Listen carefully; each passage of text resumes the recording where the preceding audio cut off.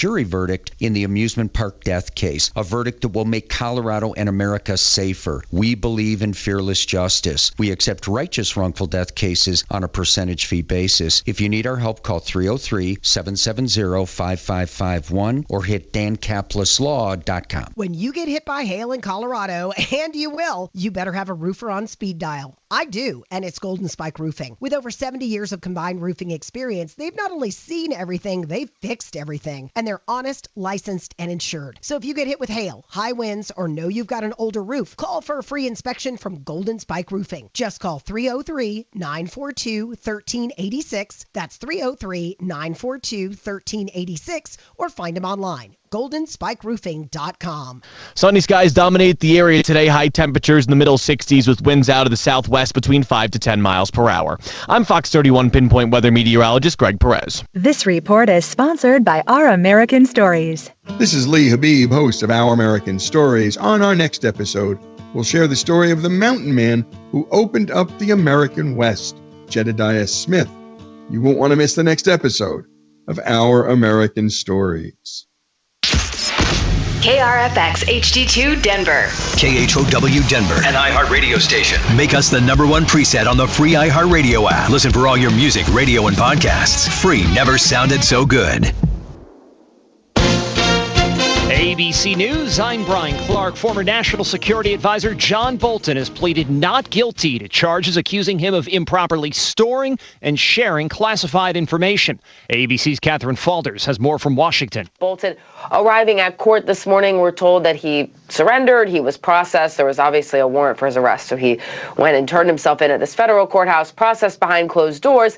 There's no cameras in court. Bolton, in a statement, said this was part of President Trump's retribution. He's the third opponent of the president charged in the last 3 weeks, along with former FBI Director James Comey and New York Attorney General Letitia James. Those charges expected to be one area of protest at tomorrow's No Kings demonstrations against Trump administration policies. They're planned for all 50 states. Today, the president hosts Ukrainian President Volodymyr Zelensky at the White House a day after he spoke with Russia's Vladimir Putin and agreed to another summit. This is ABC News. A spice recall is growing, says ABC's Morgan Norwood. The FDA is expanding its cinnamon recall now to 16 brands after tests found elevated levels of lead in some ground cinnamon brands. That includes Wise Wife, Dura, Heyte, Roshni, and they're sold at your stores like Dollar Tree. Now, the FDA says this kind of exposure can be especially dangerous for kids and pregnant women. There have not been any reported injuries, but the FDA is urging people to check labels and throw out affected products. There have also not been any injuries or accidents reported in a Ford recall. More than 290,000 U.S. vehicles have issues with the rear-view camera system that may not show images properly in certain light. The affected models are 2020 through 22 F250, 350, and 450 SD. Another major sports league heading to Apple. Formula One agreed to a 5-year deal with Apple to be its U.S. broadcast partner following their collaboration on F1 The Movie. I'm Brian Clark, ABC News. As an organ donor, your story doesn't have to end. The good in you can live on. In fact, you could save up to 8 lives with your gifts. Your heart could keep beating. Your kidneys could keep filtering.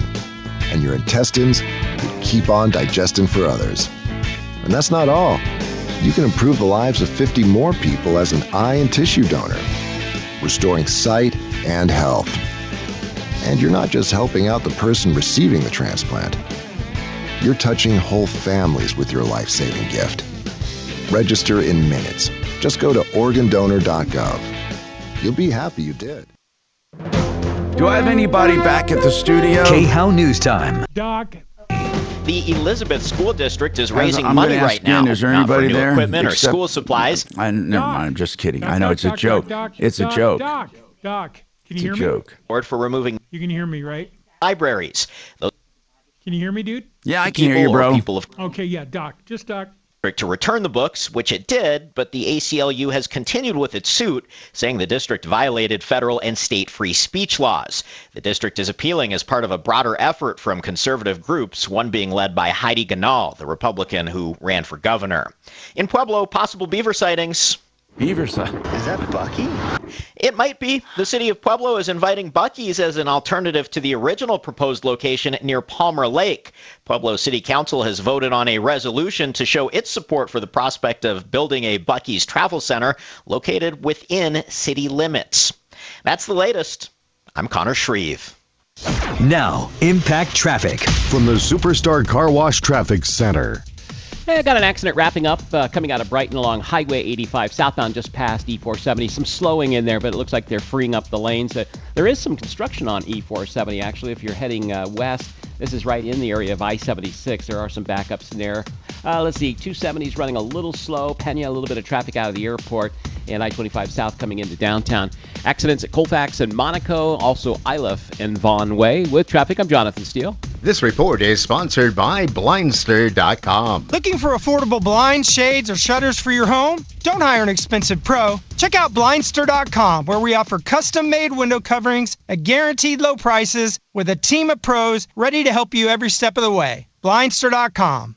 Hey, I'm Mike Slater. My dad passed away at the age of 63. It's out of nowhere. Had a stroke. Super hard, obviously, for the whole family, but my dad had life insurance. This is why I have life insurance for my family, for my wife and 4 kids. And the best place to get life insurance is ethos.com, because you can do it in 10 minutes. And there's no medical exam and no blood test, just a few health questions. Get life insurance in 10 minutes so your family is protected. Ethos, E-T-H-O-S, ethos.com/Mike. All summer, your AC has been running through your furnace, coating it with dirt, dust, and debris. The #1 killer of furnaces. Don't wait for costly breakdowns with the first cold snap. Get Fix-It 24/7. An extreme clean, check and tune, just $39. The only ones who truly clean each and every part, like a refurbishment. For new customers, just $39. Protect your system and your wallet. Fix-It 24/7. Hometown partners of the Broncos. Go to fixmyhome.com. Click book now. And then my show. It's kind of fun. Fix It 24/7. We'll be there on the double.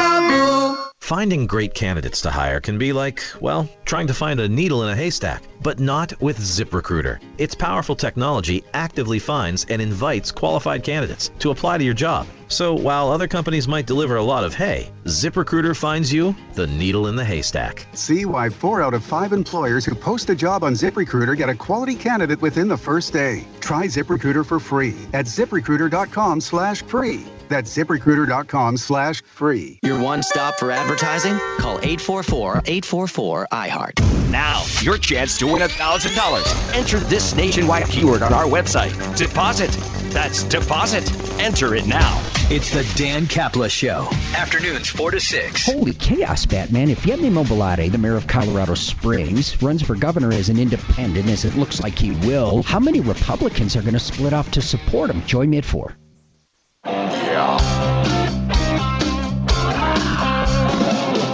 Ripped off, bad news. You need advice so you don't have to lose. We'll come running just as fast as we can. Troubleshooter's gonna help a common man. This is the Troubleshooter Show. Now, Tom Martino. Hello. I'm Tom Martino, your troubleshooter.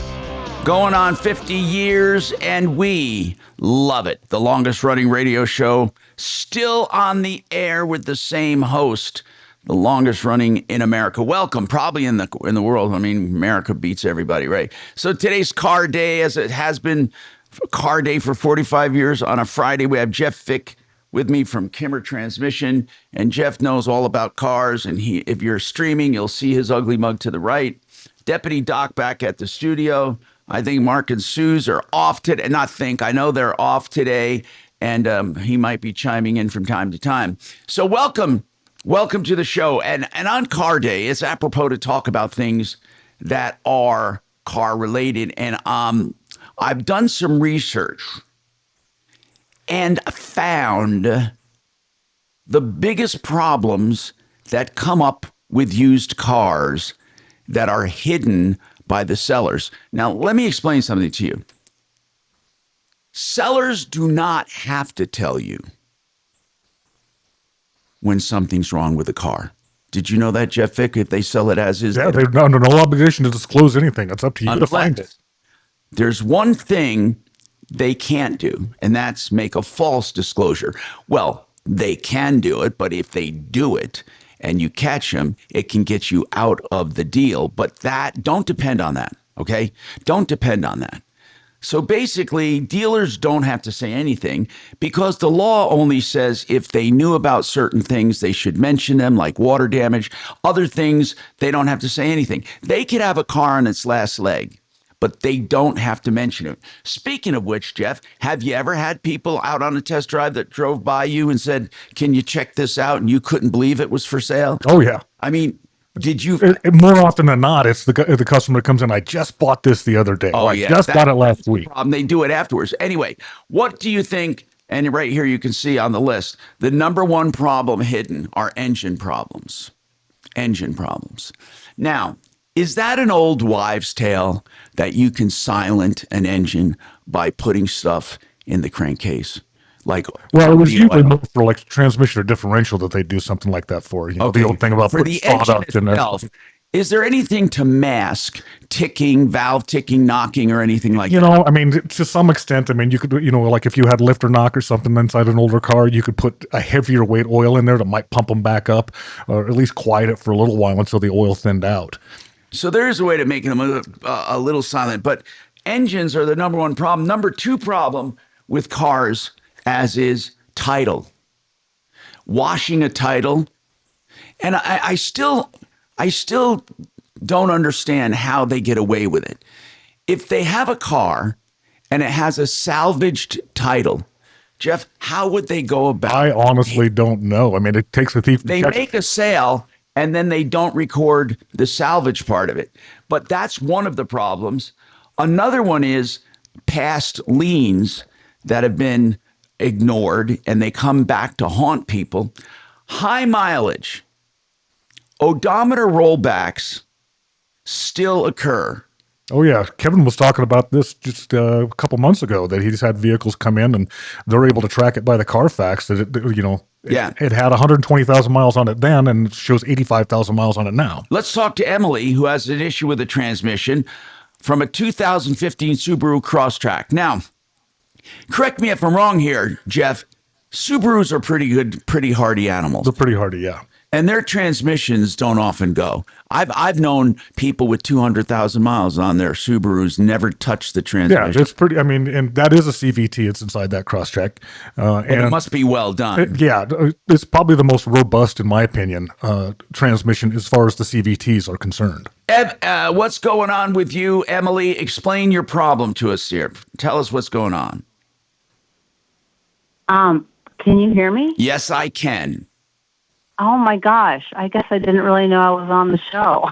Yeah, you know what? Okay, That's good for you. That's good for you because we can get all of our people to help you if there's something we can help you with. So what's going on? Well, the car was grinding going into fourth gear when I took it back to where I purchased it. It was a Toyota shop. So how long have you owned it? 6 months. Okay. I bought it 6 months ago. And you bought it as is? Yes. And did you get it checked? You heard us talking. Did you get it checked out before you bought it? I did. Oh, you did? Before you bought it? And they didn't. Yeah, and they didn't catch this. What is it that happened? So you've had it for 6 months, then one day you're driving down the street and something happened, or tell us about it. Just when I was driving it the very next day after I purchased it, it was grinding going into fourth gear. And so I took it back to the original place I purchased it, and I asked them, hey, there's something the matter. They couldn't seem to duplicate the problem. So instead, they replaced the transmission. They put a refurbished transmission. Really? How many miles were on this Subaru when you bought it? 94,000. Really? 94,000? That's not terrible. That's not terrible. No. And so they really put in that sounds like a good dealer. They put in a used transmission. Yep, a refurbished used transmission. And then it did the same thing again. Exactly the same thing again. So it would make a noise when it's going into gear? Yes.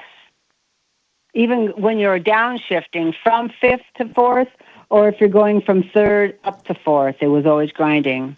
So hold on, Jeff. If the old one did it and the new one's doing the same thing, let's assume they really did put another transmission in. What would it be that's common? It's most likely synchronizers. So I mean, this was supposed to match the speed of the input shaft to the gear itself when you go in, and by literally pushing a bronze or a ceramic style ring against it in order to match that speed up and create a smooth transition. Okay, so what happened? It's still happening. Did the dealer say, oops, we made a mistake, or we'll do something else, or what? I mean, right now you're on borrowed time. You don't have a warranty on this, do you? They did give me a They gave me a certification for 10,000 miles on this refurbished transmission. Oh, they did. What does the certification mean? Did they say they're going to warranty it for 10,000 miles? Yes, warranty. You know, this sounds like, right off the top, it sounds like a pretty good deal. Or you take in a car as is, and the transmission was grinding, and they replaced it with a refurbished transmission, and now it's grinding again. What do they say they're going to do now? Well, they couldn't figure out how to do anything more because the Toyota shop could not go into the Subaru transmission, so they put another transmission. Oh, come on! I'm serious. You're on your third. You're on your third transmission. It's the second of the refurbished. Right, that's right. Yes. But the first transmission, the original. The second is the replacement, and now another replacement. Correct. Okay, and what's happening now? Well, I didn't even drive it away. They put that new transmission in, and they said, before I even picked it up, they're like, oh my God, it's doing it again. So I just kind of laughed, and I thought, well, now what? Okay, hold on. Maybe we should, I'm serious about this. Maybe we should call the dealer or the person working on your car and ask them if they checked the synchronizers. Jeff, if they put three transmissions in, come on. Well, if it's bona fidely three different transmissions, I mean, are they sending the other one out and having it rebuilt? Or are they bona fidely getting a different transmission? How bad is the grinding? It's pretty bad. I mean, when the first time on the very first original transmission, it was a grind, but it wasn't bad. And then the second time was bad. What's the name of the dealer? You can tell us. They're called Corwin Toyota in Boulder, Colorado. What kind of Toyota? What, Carlin? Corwin. Corwin. Oh, Corwin. Toyota. That's just the name. Yeah. Yeah, we never get complaints about them. Hold on.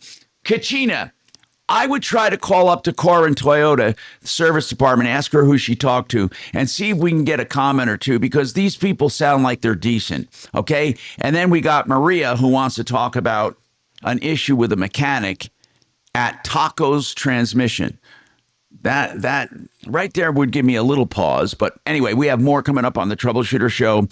Waterpros.net. Get your drinking water straightened out. Get the plastics out of there, the pharmaceuticals out of there, all of the poisons out of there. Water is not safe out of the tap. You can get reverse osmosis at the kitchen sink for just $1,200. He has other systems available too, lowest prices and the best technology. 303-862-5554, waterpros.net. Yep.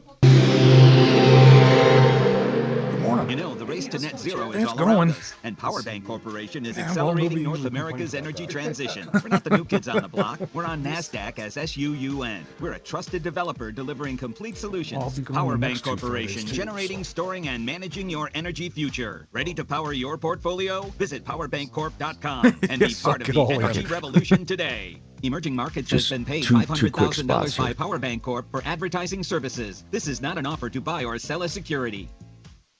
You know, I got some feedback today, and they said, Tom, I couldn't believe it when you said to call John Fuller for information.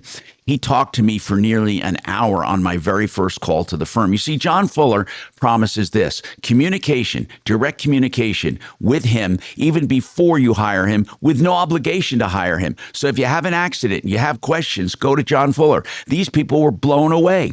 They said, hold on. And then John came on the phone, 303-597-4500. And then when they hired him, it's on a percentage fee basis, and they got his cell phone number. And John said, call me or text me with any concerns at any time. 303-597-4500. You're not going to find this kind of close attention anywhere else. 303-597-4500, Fuller Law. Hey, speaking of personal attention, let's talk Vestera Turnkey. As the name implies, turnkey, complete.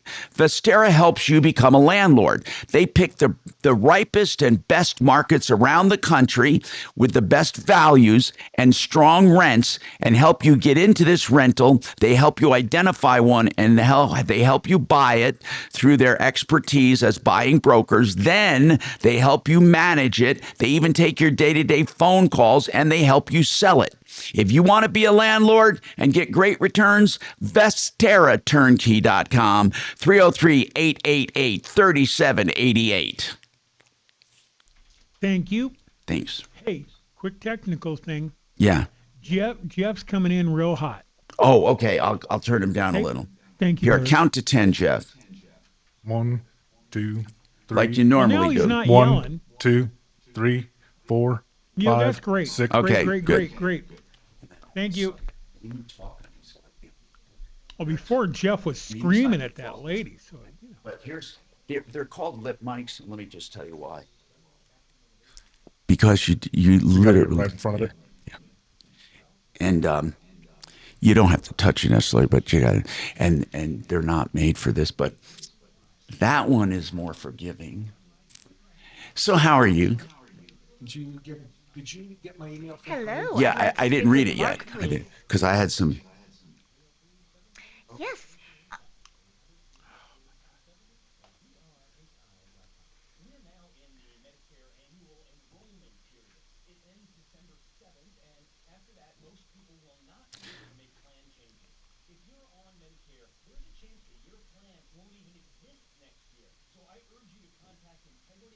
YouTube morons, how's everybody doing?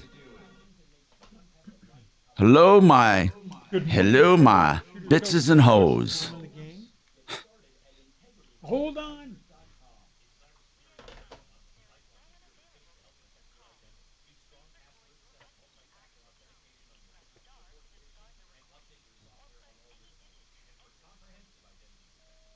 Hello, Mark. My name's Kelly. I was referred to you by a friend, and I was had some big questions lie. about a Toyota.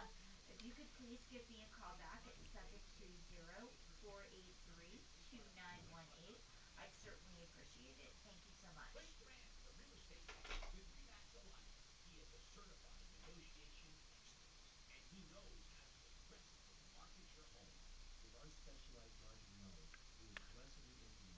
Good morning, Tom Martino Show.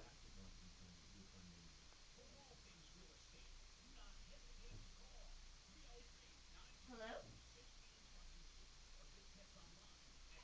Can I ask you to take me off speakerphone? Because you're just not, you sound like you're coming through a tube. Oh, great. Okay. All right.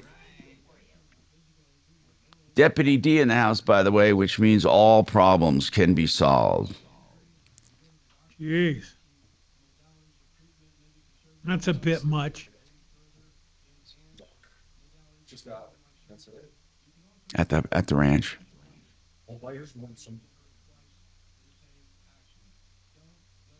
This wide shot's really good looking. What is the year and make of the car?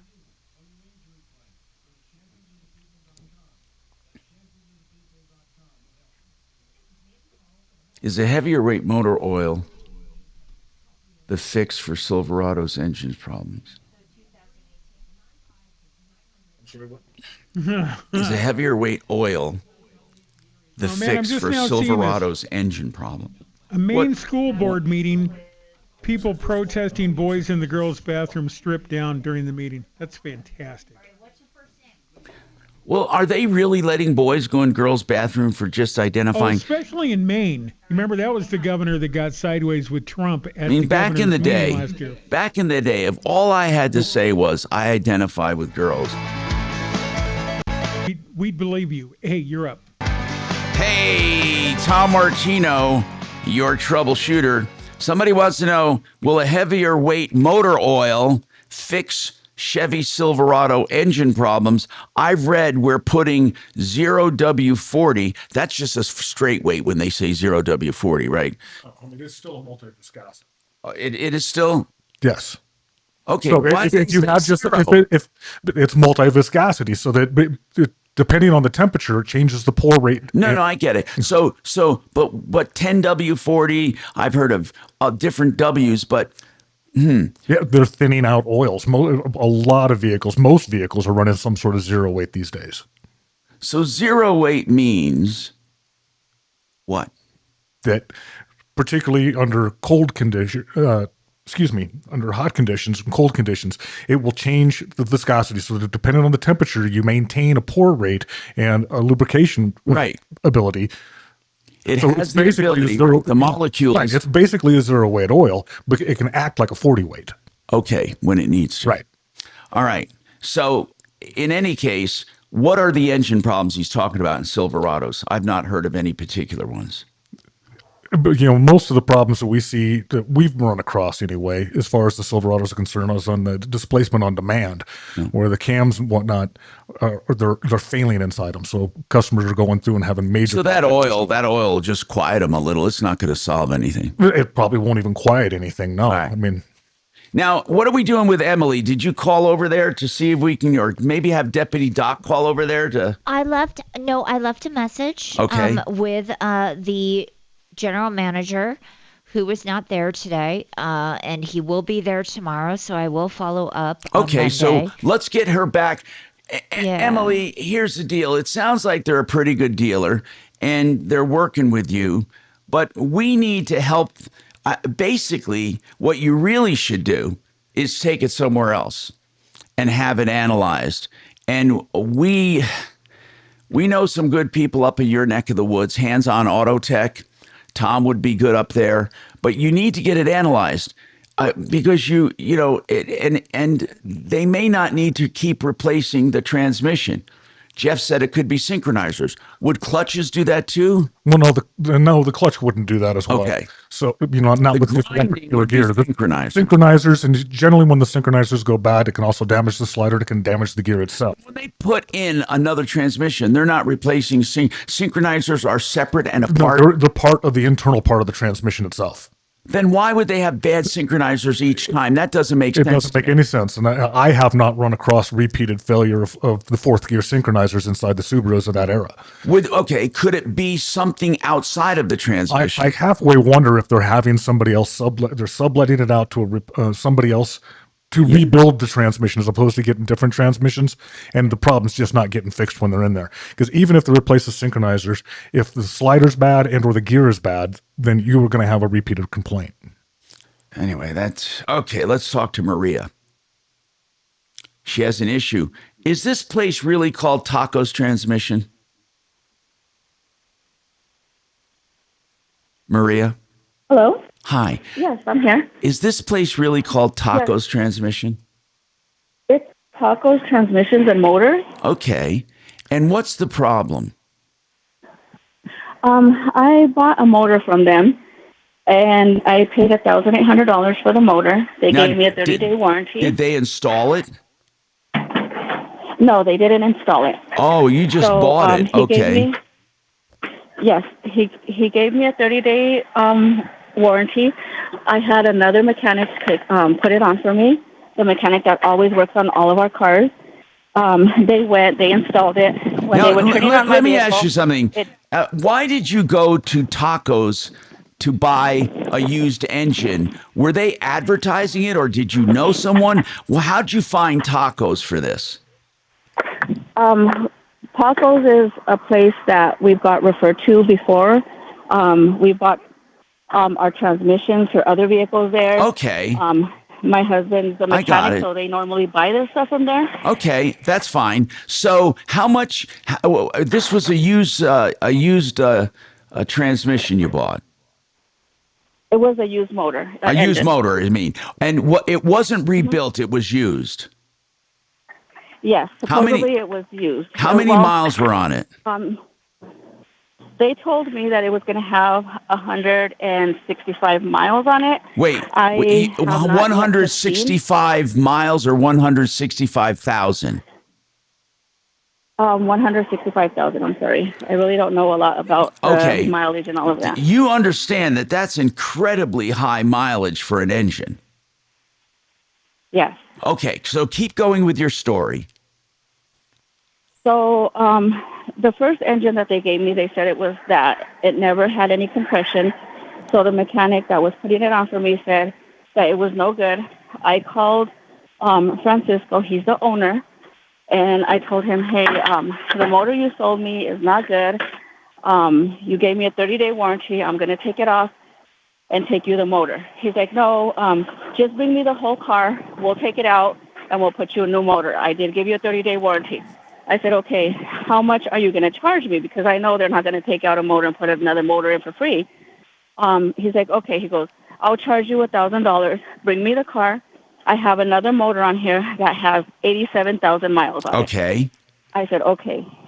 He's like, this one is way better. They were not supposed to even sell you that transmission or that motor that they gave you. So bring me the vehicle back. And I said, okay. So the car has been there for 10 days now. They called me on Monday to go pick up my vehicle. The owner, Francisco, is out of town. So I spoke to the supervisor. Okay, but so far, I want to make sure I get it straight. So the first engine they sold you, your mechanic says no go. Taco says you got a warranty, we'll take care of it. You just have to pay us $1,000 for installation. And now it sits at Taco's. Yes. Okay, how did they ever install the second engine? They installed the second engine. On Monday, I went to Taco's to pick up my vehicle. At that time, the supervisor was like, okay, give me the $1,000. I said, no. I said, can I turn on my vehicle, take it for a test drive? You could get in with me. I want to make sure my vehicle is running. Yeah. He said, no, I need the money first. And I said, no, I'm not going to give you the money. Wait a minute. This is like a Mexican standoff, they call it. And how apropos at Taco's. Yes. So you're at Taco's and they want you to pay before you get to even see if it works. Yes. So I told him no, and I told him I will call Francisco. I said I've never paid for anything before I try it out. So then the supervisor's like, you can turn on the vehicle, but I can't let you take it off the lot without the money. So I said, okay. I turn on the vehicle. As soon as I turn on the vehicle, the motor it makes a big old bang. Oh. And it sounded like I have a tractor trailer in my vehicle. So I told him, what's going on? Wait. When you said it made a big bang, did it continue knocking?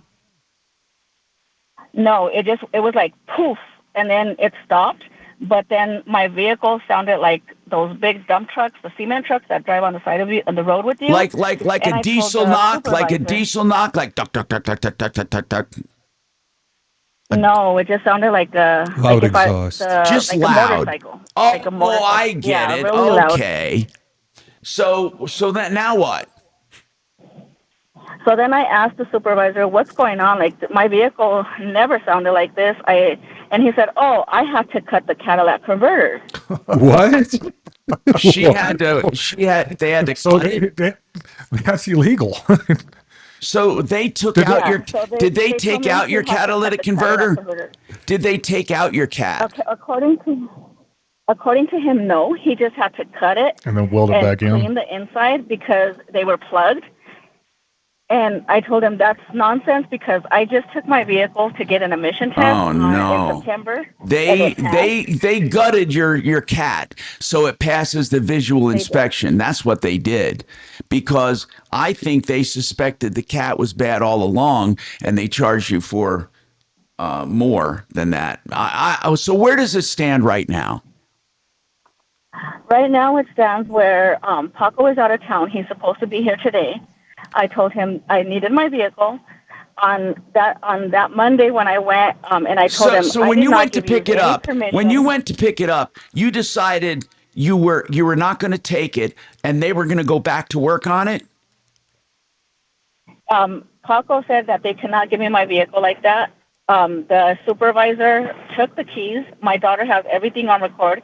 He grabbed the keys from me and started yelling at me and told me that he was doing me a favor, that I shouldn't be complaining because they did me a favor. And I told him, you're not doing me a favor. I'm paying for my vehicle to get fixed. I did not give you any consent to touch my Cadillac converter. So what do you want us to do right now, Maria? What do you want us to do right now? Because it sounds like they're going to fix it, or they say they are. He's telling me that it's going to take about 3 to 4 weeks for them to even fix my vehicle, which I don't know why. And they will not even let me go see my vehicle. They don't let me even go do anything. I passed by yesterday. Do you have an invoice? Do you have an invoice that shows they're installing an engine and they're charging you $1,000 for it? I don't have an invoice. He doesn't give invoices. I have the Zelle where I What do you mean he doesn't give invoices, for God's sakes? Maria, you have power. I don't even know why you went to this place. So if you're not going to like what I have to say, but I would get my vehicle out of there. You're not going to get your vehicle. I would have it taken somewhere else. I would find out what's wrong with it. And then I would go ahead and sue them in small claims court, or we try to get collection, or tell them to fix the specific problem. How much did you pay for this engine? $1,800. I have the Zelle receipt, and he said that that's the only receipt that I would need because he warranties everything. I have everything. You know what? That's ridiculous. That's ridiculous. That is absolutely ridiculous. The police department. There's no look. Police aren't going to do anything. No. Police aren't going to do anything. This is just a numbskull problem where you and he did everything wrong and you let him. How do you go there and a guy says, we don't use invoices? What the hell does that mean? He doesn't put anything in writing? Do they insist on being paid in cash, or do they take credit cards and checks? How do you pay him? He wanted cash. Cash only. That's why. He wanted cash, but my daughter paid through Zelle. Oh, yeah. Well, that's the same as paying in cash. You know what, Maria? There's no good news here. I mean, you got to go get your car. You've been ripped off, okay? And we have to see how bad you've been ripped off. I would get it somewhere that I know and trust. What part of town is Tacos in? Aurora, I-70, and Peoria. All right. Well, Tacos or I think she's saying Pacos. Papa? It would make more sense. Pacos with a P, is right? Is it with a P as in Peter? Yeah. She said yes. Pacos. All right, hold on. We got more coming up. Hold on.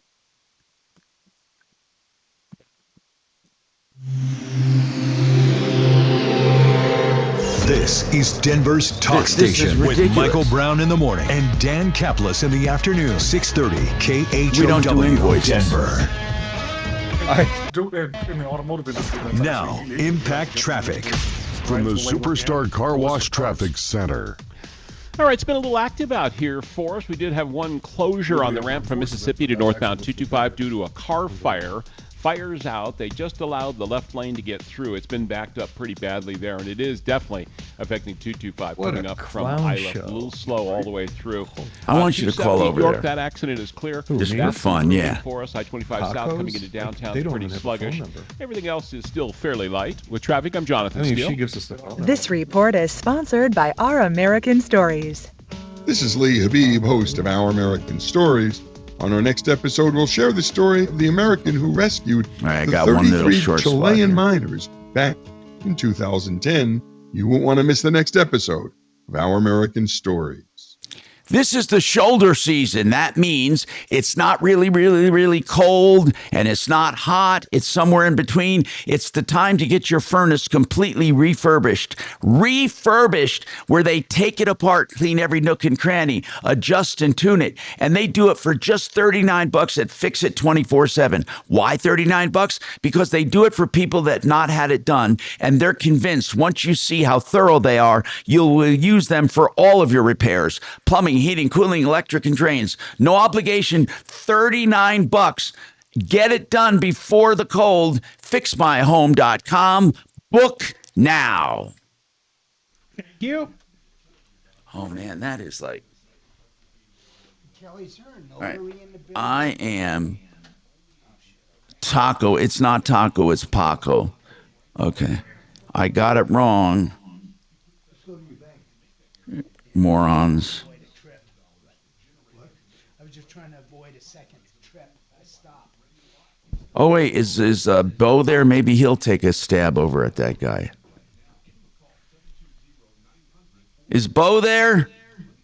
Yes. Yeah, we did a quick claim deed and sent it in. That my sister sent it in to Jefferson County. Hello. I'm here. Dynamite. I'm doing old Martino here, but I can do just about anything you need. Paco's Tacos. They put MORE and they sent it all back. So I had to redo. I couldn't even white it out. I got my disco ball on. Good morning, Tom Martino Show. Oh, we couldn't hear you. Is that it? That's good. Yeah, this is Kelly. Uh-huh. Yeah. Do they have a phone number or not? Yeah, there's only way. Yeah, if it's the mic, there's only one way to do it. It either plugs in or doesn't plug in. And are you seeing your VU levels move when you talk? Did you come in yesterday, Doc? What? Did you come in yesterday? No, they told me they had too many guests. Oh. I did. Yes. You know, got. Oh, you got that accident. You go to Caliber, they were great. Yeah, that's who did both my cars. Well, I like sometimes when we get involved, they tend to call back. Just to hold it in, so it wasn't flapping around. Oh, okay. Okay. That's good. Hey, Bo. You can absolutely. Hi, Tom. Send us I want you to another call email over with to us. Paco's and try to make sense of this. All right, have Kelly get me a number and I'll call over to Mr. Paco. We found one for you. We can give you. You ready? Yeah, is that Paco or Taco? It's P as in Peter, Paco. Un Paco. Okay. Paco. Here's the number. Go ahead, D. 720-434-9002. And it's called Paco's Cylinder Heads, LLC. And what was the caller? Kelly just called them. Maria. Okay. And her car is a 2012 Buick Enclave. Okay. And she paid $1,800. It was an accident. She paid $1,800. Yeah, and I heard the rest of it. Yeah, I got in she- here a little late. I just walked in here. Thanks, Bo. I'm gonna text you too, Bo. Some Tell facts. Jeff hi. Some facts that I got here. It was my I didn't fault. turn on the mic. What a fucking ass clown. I did it for one split second. Bo, your number ends in 3,000, right? What the hell? 3 seconds. 1,000, 2 1,000. Forget it. He doesn't even know what I'm talking. I bet you the place is a huge fucking dump. Does your number end in 3,000, Bo? Yes. Okay, I'm sending this to you. There it goes. Okay. I got the number. I'll call. No, her. I know, but I sent you a summary, a really easy summary. Oh. But Tom, didn't Kelly just call them? I don't know. Yeah, she said she left a message. Hey, Bo. Yes. So keep in mind the number I just found is for the number I gave you is for a place called Paco's Cylinder Heads LLC. There is no other mechanic repair shop in Denver or Aurora with the name Paco's. Yeah, because she said it was Paco's Transmissions and Motors. Paco's Transmissions. So I have a feeling it's not even a company. It's just some ass clown just named Paco, and he's doing this on his own. That's why he doesn't take checks or credit cards. I see a lot of Pacos listed, but they sell chili rellenos and green chili. Sounds delicious, and it is close to lunchtime. Hey, you guys getting some Anthony's over there? Not for me, because I'm going to Perry's after the show. Oh, you don't want to eat? Oh, I do want to eat, Tom, but I'm taking all of the Cunninghams out to Perry's with the gift card that you and Susan Mark gave me last year for Christmas. Yeah. So thank you very much. We're going to take What's that? I said your dollar will go further at lunchtime. Yeah, because on Fridays they have that $20 pork chop special.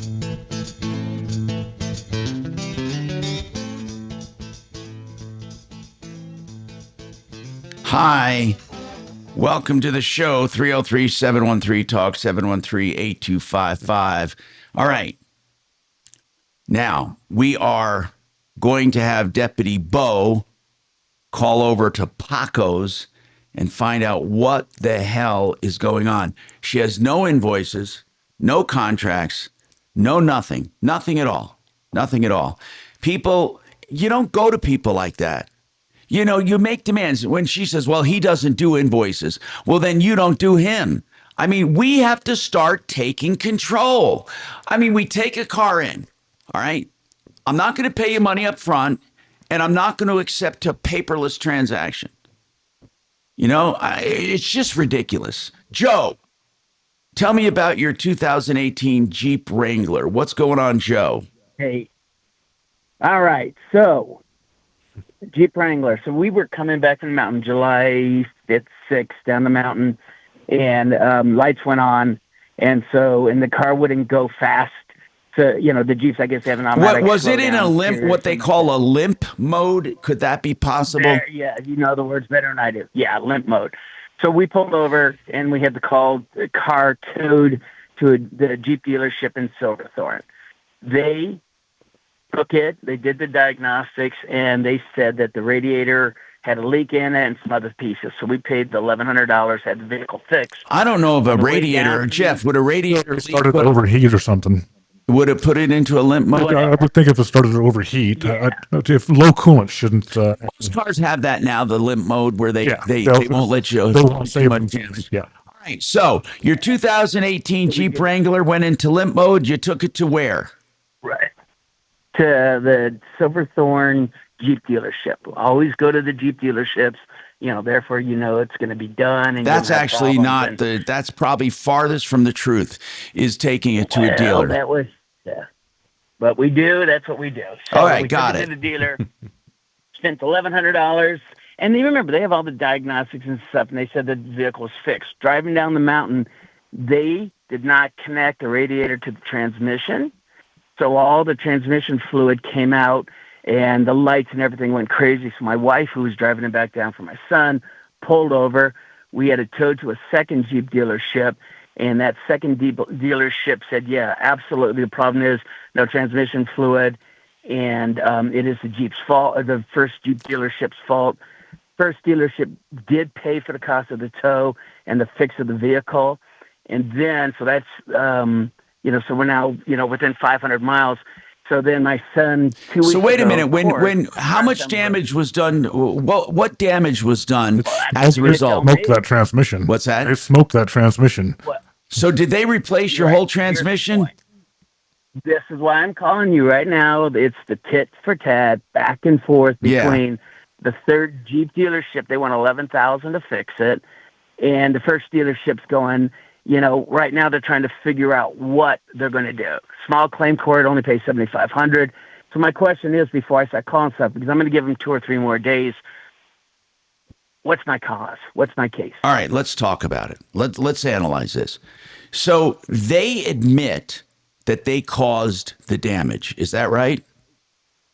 My opinion is, since they paid for that second dealership to fix the damage, and that second dealership said the problem is they did not connect that radiator to the transmission, right, then by default, yes, they did pay to have that fixed, and they're at fault. Okay, yeah. I know, I get your reasoning, but if you would take them to, let's say, not small claims, but county court, and you wanted to get all of your costs, would they deny it and say, look, we did everything right, he did something wrong? I mean, would they fight it, or would you think they'd admit it? I'm asking you. Just a gut feeling. What is your gut feeling?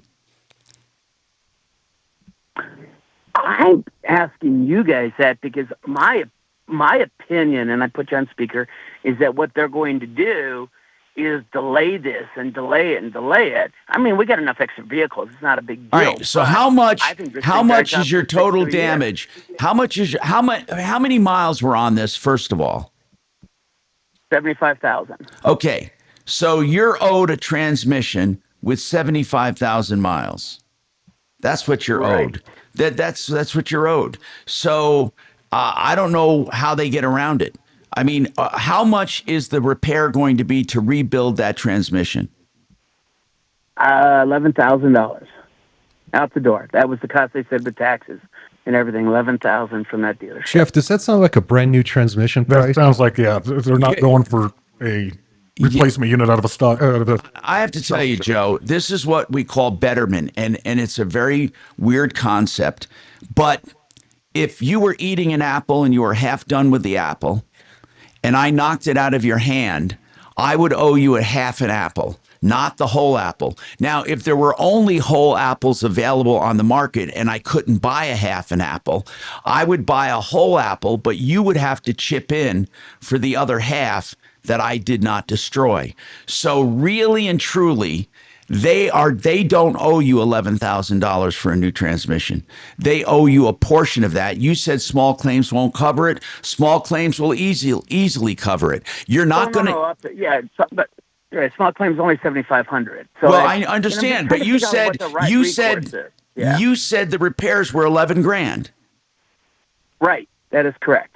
Well, yeah. $7,500 will easily cover the damages they owe you. They don't owe you the entire transmission. They only owe you the part they robbed from you. Even if they hadn't done the plug part, nothing would have broken, then they didn't owe anything. That's right. I didn't break it. I have nothing to do. So I'm just asking. Joe, you're asking, and I'm telling you. I'm telling you this. I'm telling you this. If you have a transmission, and listen, I'm not kidding. I've done these hundreds and hundreds and hundreds of times. If you have a transmission with 75,000 miles on it, and somebody destroys that transmission with 75,000 miles on it, they owe you a transmission equal to a transmission with 75,000 miles. If you go to a shop and they put in a new transmission for $11,000, that person who damaged your transmission does not owe the full $1,000. They owe a portion of it. That is called betterment. And I'm telling you, it is absolutely positively rock solid. They will never be held responsible. Now, your theory, well, I would have never had to replace it to begin with. Why should I have to pay? That's the age-old question, but that's how courts, that's how they do losses. That if you get something better than you had before, then you pay for the extra part. They pay for the part they destroyed. So I'm thinking, Jeff, that transmission with 75,000 miles on it, would you say it was half-life? Yeah, between 40 to 50% of Let's say it was half-life. So it's going to be $11,000 to get a new transmission. They owe him should be roughly $5,500. So in small claims court, you could easily sue for the $5,500 plus some inconvenience money for a replacement vehicle while they're fixing it. But you're not going to get the full $11,000. You called for our opinion. There's our opinion. Thank you. We're done with him. Impact I traffic. Can't say it. I would think the only thing. All right, it's been a little active out here. The only thing we he did have could one do to try to closure on the better ramp his from Mississippi to situation would be, northbound okay, 225 I'll split due the to cost a of the car transmission. fire. You pay your half of the transmission plus the labor because it wouldn't be It's been coming backed out. up pretty badly there, and it is definitely affecting 225 coming up from Isla. Betterment is one of the hardest things to explain York, to that people. accident is clear. That's improving for us. I-25 Did I make pretty it sound sluggish. at least? Everything else is still fairly light with traffic. I mean, I'm Jonathan did you Steele. understand it? Oh, yeah. This report is sponsored by Our American Stories. This is Lee Habib, host of Our American Stories. On our next episode, we'll share the story of the American who rescued the 33 Chilean miners back in 2010. You won't want to miss the next episode of Our American Story. So I think you should. Let's let Excel light up your life. If you're looking for holiday lighting, they have it. This is wonderful, okay? It's permanent lighting that they put on your home that blends in with the home, and it's incredible. Mark and Sue's had it done. It's cheaper than anything else on the market, less expensive, but great quality. Thousands of colors, millions of combinations, and your smartphone controls it. Light up the holiday, a birthday, game day, whatever celebration you want. And when you don't want it, it's off and they're invisible. Get a bid. It doesn't take long. You can do it all online without them visiting Excel. EXCEL as in excellent, excelroofing.com. That's excelroofing.com. Thank you. Thank you. Why am I not hearing you? Really reuse. And all those other knobs. Gosh darn it. Light up your life for the holidays. Let's see. So you fix that one that says line. I wonder about where. Well, no, program should be right. What about where it says mono? You know, back there on the audio. Good morning, IO Tom Martino settings. Show. So you selected mic. Yes, I can hear you. I wonder about where it says mono. So, as Okay, opposed to what is the program. year and Although make of your program car? should be right, I think, but go ahead and select mono on that audio IO screen. Okay. And what's going on with it? Oh no, gosh no! Get out of the profiles. I'm sorry, and go back to the audio IO. And what's your first name? All right, Mike, And hang where on you for me, okay? Selected mic high for both sides. There's a button that says mono. I thought program would be right because it would feed your mic into program. But go ahead and do mono on channel 1 and 2. Might as well, 1 and 2. And then go back to the connections screen, or whatever they call it on that, and dial up whole access 4 again. Yep.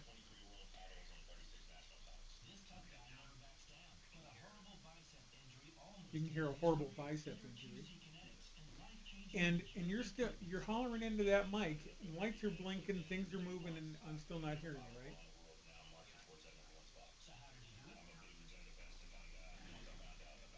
What in the name of Halliburton is going on? And this will be silly, the microphone that you have doesn't have an on and off switch on it, right?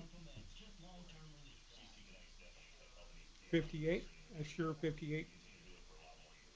That made the Who famous. That's a hell of a mic.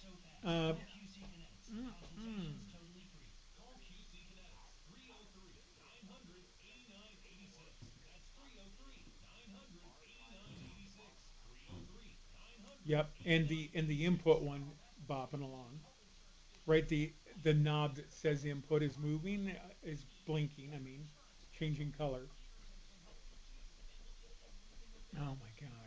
Oh my gosh! I'd say maybe try another access, but it's not. It can't be that.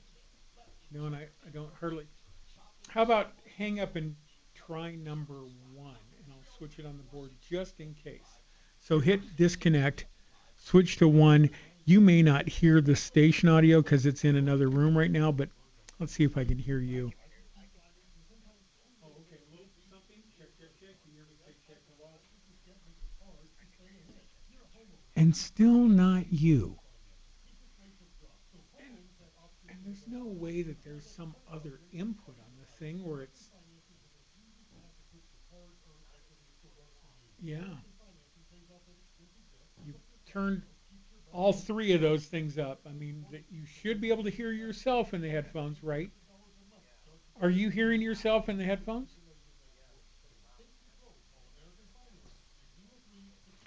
So you can... Yeah. Mm-hmm. Gotcha. Coming back here.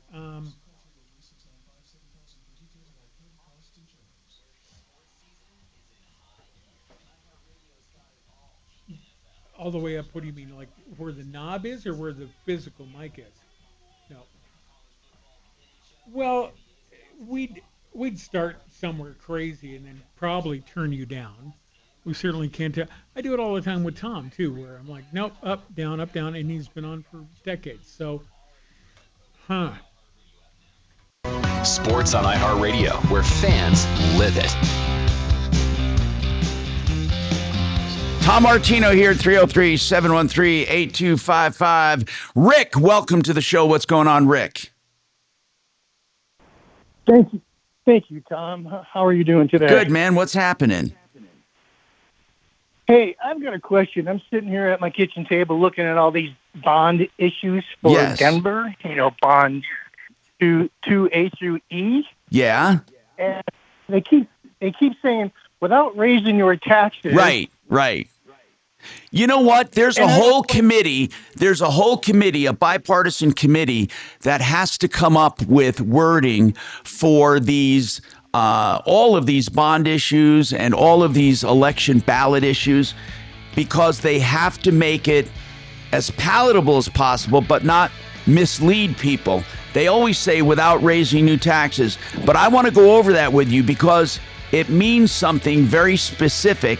It doesn't mean what you think it means. I'm going to ask you to hold on. We'd love to talk about it coming up. Stay tuned to the Troubleshooter Show, and you'll see how you're tricked on your ballot. Thank you. I'm just looking at all those audio inputs.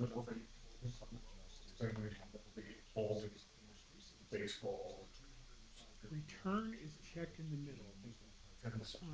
Line out assignments. I don't think that changes anything, because that's to the little mini output that's on there, the mini plug. That should be the line out. But what about between local and Okay, I got to call these sons of bitches. Where it says producer. I always thought that just fed to the headphones, but it's on the deck, right?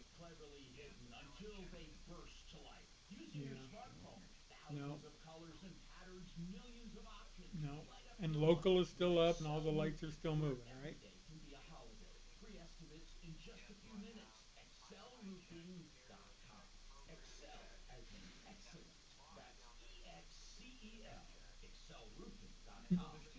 Son of a tea biscuit! I just had to turn it way the hell up, and now I hear you. Here's the deal. Yeah. Uncheck where it says producer. Okay? Yep. And then instead of mic high, try mic low, and let's see if it's louder. Okay, now I'm son of a... I got you loud and clear. You're fine. You're good. I'm good? Yes. Okay. So this should be good to go and all set up. Oh my God, it sounds like you're in the room, dude. Okay. Oh, fuck awesome. So the one box on that screen we didn't check and uncheck is low. What? Which doesn't make sense, does it? Yeah, maybe it means that the mic is low. It's a low impedance mic and it needs more juice. Well, I called Fine. Tacos, Okay, so yeah. So you know that if you do plug something or somebody into two. Well, Kelly called it. Check with Kelly. But I hear she called them also. Just fine. And then on Saturday, which access? Probably 4. Access 4. And then how Or soon 5. should I- Or, by the way, or 5. Maybe start with, how about this? Cancel what I said. Start with 5 because it should be on the board and it'll be easier for Zach to find. So start with 5 and bam, you'll be on. Okay? Okay, and then how soon, what time should I connect? Like 10 minutes before, 5 minutes before. Okay. Okay? Oh my gosh, dude. I'm so sorry it took so long, but every freaking little checkbox. All right, live it up. Have a good rest of the day. Okay, thank you. Have a great one. Bye. Yeah. I'm fixing. Do you have this Maria's phone number? Yes. My Maria. 720 477 8919. Correct. Were you okay with the Brooks and Dunn version, or are you, like me, a B.W. Stevens purist when it comes to My Maria? My Maria. Okay. I did. I will look, but you could have... No, that's fine. You could imagine I have not seen something like that in 8 or 9 years. Well, yeah. It's all email. Think about it. Did I hear Dog go on air? Yep. You didn't hear Taco on air. Taco? It's okay. Like I say, once you get really elderly like Tom and Doc, things have got to be a little crazy for you, like being drunk all the time. But I thought I heard him on air. You were correct. Okay. As long as he didn't get on there and cuss again. I'm going to play my little prank on... And I want to help desperately. Oh, you're going to like it. Okay. He's got it coming. Please be a bomb threat. Oh, well, not that bad. It's going to be one I'll probably... Oh, that would be Miranda! lovely. That would be lovely. Miranda! Just when she has a chance. Just when you have a chance. Is it now or later? Later. I'll be sitting here for an hour. Love the Miranda. Hard working MFer. Big girl. Doesn't need help carrying anything. What? She didn't. Nah, she could beat the fuck out of me. That's for sure. I'm gonna call this man and get it straight because I called Paco. He seems like a nice guy. Did you hear about what the Bears ate? Get to the bottom. Start over there, Doc. Doug left a message to somebody. I thought it was Paco. Now my hay fever's killing me. I might leave. Did you take any I've had hay fever for 30 years. I was on allergy. They got into the protein and the coffee. Nothing seems to help. And the guy said, I don't know what they for the did first after they freeze. left my place, but it couldn't have been good. When we get the first freeze, and then I'm set free. Pooping bricks and freaking out. But honestly, why did Doc? He knows better. No, he doesn't. No. Oh, no. He's been yelled at you before. It's crazy, right? By you. That's why I'm saying that when you get elderly, it's got to be a little crazy. It's got to be a little like being drunk all the time. What did I do? Where was? I can't believe he drives. Can't believe I drive. I don't. No, you don't. I was smart enough to take myself out of the equation.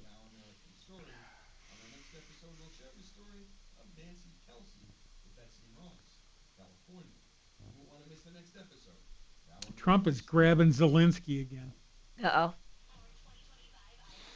Are they having a fist? Are they having a fist fight? No. Nope. But they're. It's going to be. They're good. They're great now, especially after the Vatican meeting at the Pope's funeral. Oh my God, that put that little twat waffle in his place. Twat waffle. Jesus. Oh my Christ. gosh. And he seems a nice enough kid, He but called somebody a have you ever twat seen any of his waffle? dancing videos? What the fuck is that? Tom, have you ever seen Zelensky dance? No. Oh, he was It's interesting. he was like Danny Terrio. Wasn't he like a Danny Terrio sort of character in Russia? Dance fever? Yep. I don't think they had that. Hey, It was Shannon. Russian dance fever. Shannon, was he worse dance than me up Elaine the fever. on Seinfeld? Yeah, he was like a variety show host. Where he'd run around in a leotard. He's a comedian and an A actor. little bit. That I too, love yeah. listening to Shannon. I can learn. He was an I love MC. listening to Shannon during the. I wish I could listen to him all day. Master of ceremonies? That's huge. That's a mighty calling. Oh, ye of little faith. Need I remind you? What's your sweater stand for? The Universal Satan Club? Yep, that's me.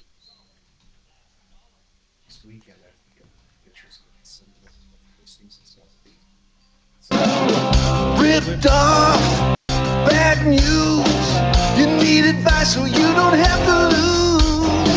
We'll come running just as fast as we can. Troubleshooter's gonna help the common man. This is the Troubleshooter Show. Now, Tom Martino. Hi, Tom Martino here. Welcome to the show. I'm at the ranch at the Satellite Studio, Mi Casa. I got with me Deputy D, if you're looking at the stream, and I also have Jeff Vick from Kimmer Transmission. Back at the ranch, the main studio, Cam's not up there. We got Deputy Doc and Deputy Bo holding down the fort, and we're going to have some fun today. Mark and Suze are taking some time off today. So Rick ended the hour with a question on election bonds, and it's really funny because there are arguments on how to word election measures. People for a measure will make it really sound great, and people who are against it want it to sound more realistic. And they have fights over how it appears on the ballot. And I've noticed recently, when it comes to bond issues, there's always this wording that says, without raising taxes, blah, blah, blah, blah, blah. And I want you to give me an example of one because I want to tell you the truth of this matter. Tell me which one you're looking at, Rick. Well, actually, I'm looking at them all, 2A, B, C. Okay, D, read the beginning. Read the first few sentences of one of them. Just read it to us. Okay, without imposing any new tax, shall the city and county of Denver debt be increased? $441,420,000 with a maximum repayment cost of $906 million. All right. Now, what does that now? This is weird. What they mean is that particular bond issue will not raise taxes. It says without raising taxes, shall we increase our limit or something? Or shall we do this? Or shall we do that? I don't know if they think we're morons, but of course, that particular issue will not raise taxes. But if you vote in all of those bond issues, and we're looking at spending into the hundreds of millions, we know that the money only comes from one place, from taxes. And while that particular bond issue itself will not raise the tax, it will necessitate the need to increase tax. And so next time around, you're going to see either increases in mill levies or you're going to hear something like, shall we raise tax to keep in effect the wonderful programs we've passed? You know, they do it one step at a time, and they're liars. They're downright liars because every single bond issue will eventually take tax dollars. Every single one of them. It doesn't fall out of the sky. A bond is really a loan that must be repaid to those who buy the bonds, or the bonds, or if the city buys the bonds. You know, everything has to be paid back. Okay, everything has to be paid back. Right. So, what was did you have a specific question? Well, no, it's basically you just hit it on the nail. I mean, they're saying without raising taxes, but it's the consumers, it's the people who live here in Denver who ultimately are going to have to pay this one way or another. Have you added up all the bonds and what they come to? Have you added them up? No, I haven't done that. I'll do it after this call. Well, Rick, but it's got to be get in the mail? It's got to be over millions of dollars, obviously. Rick, did you get in the mail a booklet explaining all of the amendments and questions on the ballot? Yes, I did, Doc. Okay, well, that basically gives you the pros and cons of each ballot measure. Well, right, and I totally understand that, Doc. My comment was, or what I wanted to, what Tom's take on this was, it's the same thing. It's like they're liars. They're not raising taxes. Yeah, they're absolute liars because eventually it will mean more taxes. Where's the money going to come from? Now, I love also the way they name it, like the Vibrant Denver Bond, $950 million.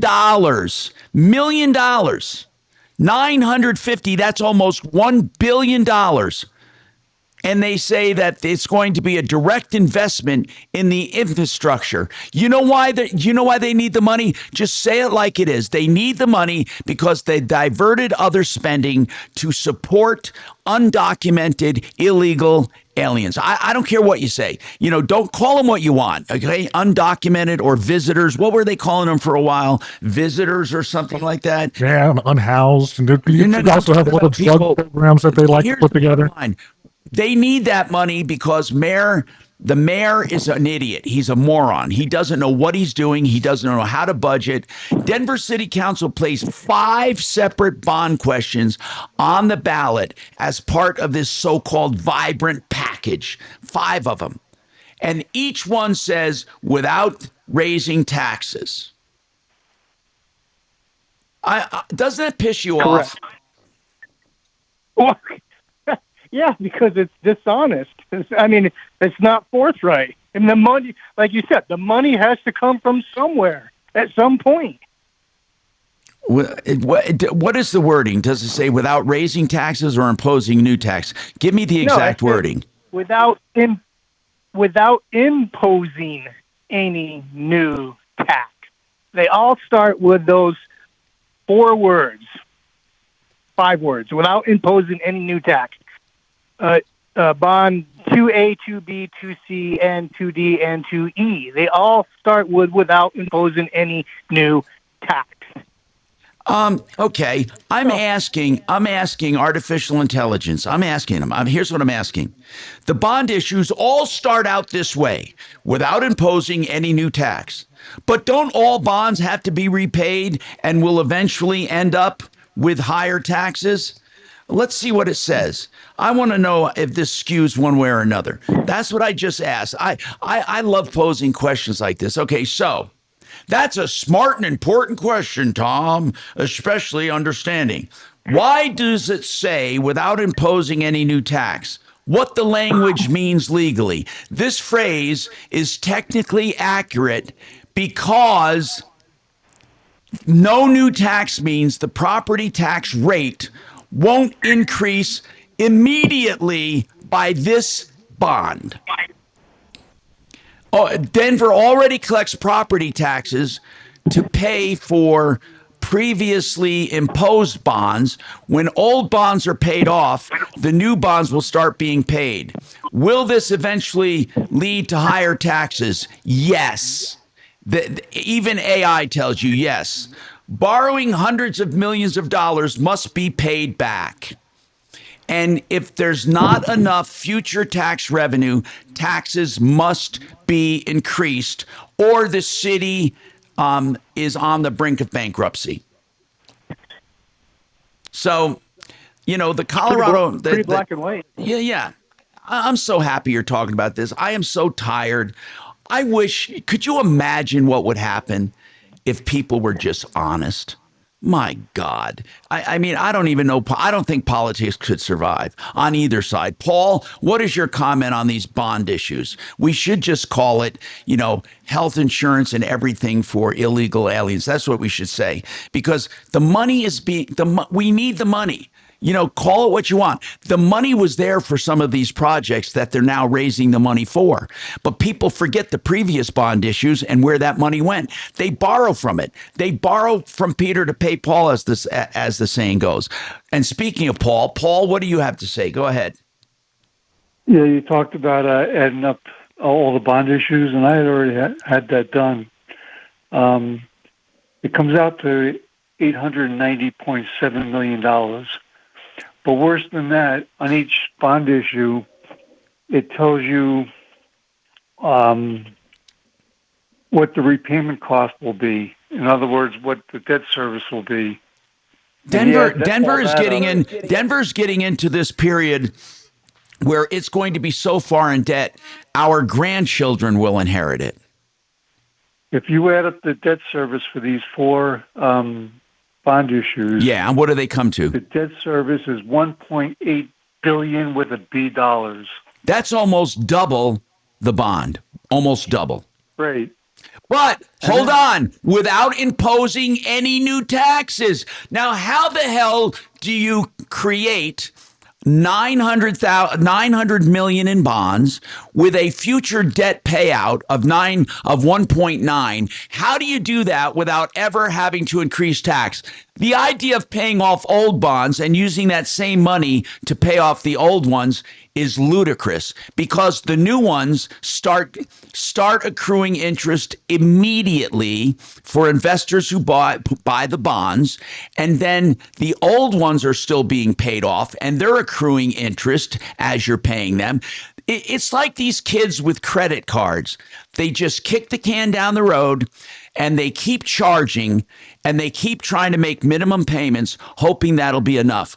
But at some point, Denver is going to come crashing down. It's not a vibrant bond. How dare they call it a vibrant bond? It's an act of desperation bond, because we spent most of our money being a sanctuary city. Like it or not, that's what's happening. Now, am I a heartless son of a bitch who says we shouldn't pay and help people? No, I'm not saying that. But it has to be done the right way. For goodness sakes, if you don't have money for your own children to do certain things, you do without, right? Well, the city has to learn to do without. This idea of making, what do they actually call it, Paul? What do they call it? Some vibrancy, some vibrant bond? God almighty. I mean, you know, this mayor has been the worst mayor I have ever seen, and I've been here for 50 years. It's almost 50 years. He's the worst mayor I've ever seen. I mean, this guy, because he lies to you with a straight face, but I don't think he's lying. I think that he literally lives in fantasy land. He lives in this part of his head that's a fantasy about how dare they say, without imposing any new tax, 900 million will be borrowed. And you know what the debt service on that is? Almost twice. It's going to be $1.8 billion to pay back. $1.8 billion. But no, we won't have to raise any tax. Thank God for Tabor, man. That really tied their hands. Now, I do believe there are projects that need to be done. Here's the problem, though. With the government, they raise money for one thing, but then they borrow from that fund for something else, just like we've been doing. We've been borrowing money from all over in order to support our stance as a sanctuary city, to support the benefits of illegal aliens. That's what we're doing.